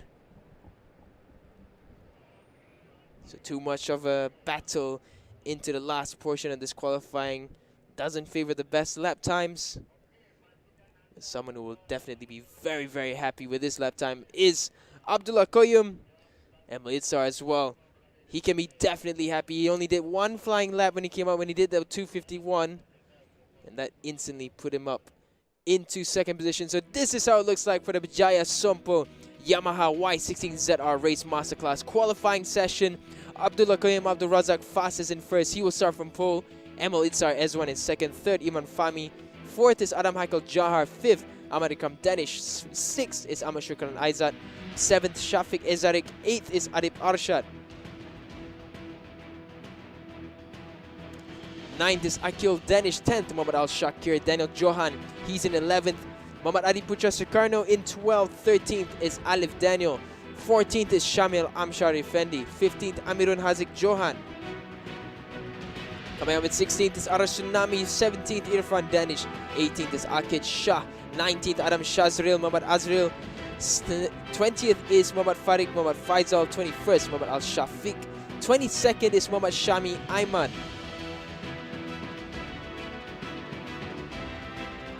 Ryan Kardani, he rolls up in 23rd. 24th is Muhammad Yus Daniel Hakim. 25th is Arzan Hakim. 26th, Shazuddin Q Abshar. 27th, Danish Ayman Zamrol. 28th is Dawish Amshar. 29th is Muhammad Farish Farouk. And 30th place is Adam Mukrish Sharum. 31st, Muhammad Shah Putra. Completing 32 riders, Sani Irfan Safrizan.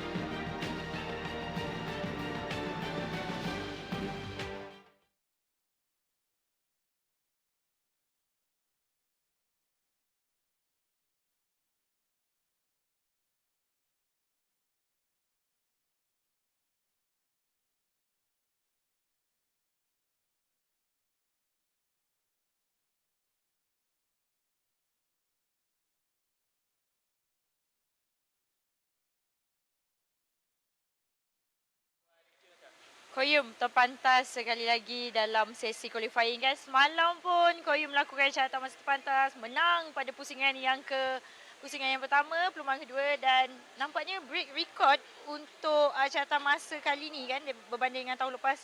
Cuba komen sikit Koyum tentang qualifying dan perlumbaan petang nanti.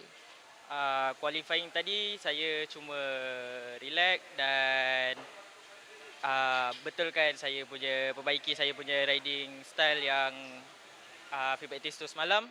Dan race petang ni saya cuba atur strategi saya, kalau boleh sememangnya memang saya nak podium lah, insyaAllah. Okey, terima kasih Koyum dan kita akan kembali semula selepas ini. So that does it for morning of Saturday here in round 2 of the MSBK 2023 season. We'll be back later on after our lunch break with race 1, and tomorrow we'll have race 2, so don't go anywhere. Have your lunch and we'll join you guys in a short bit. See you guys later.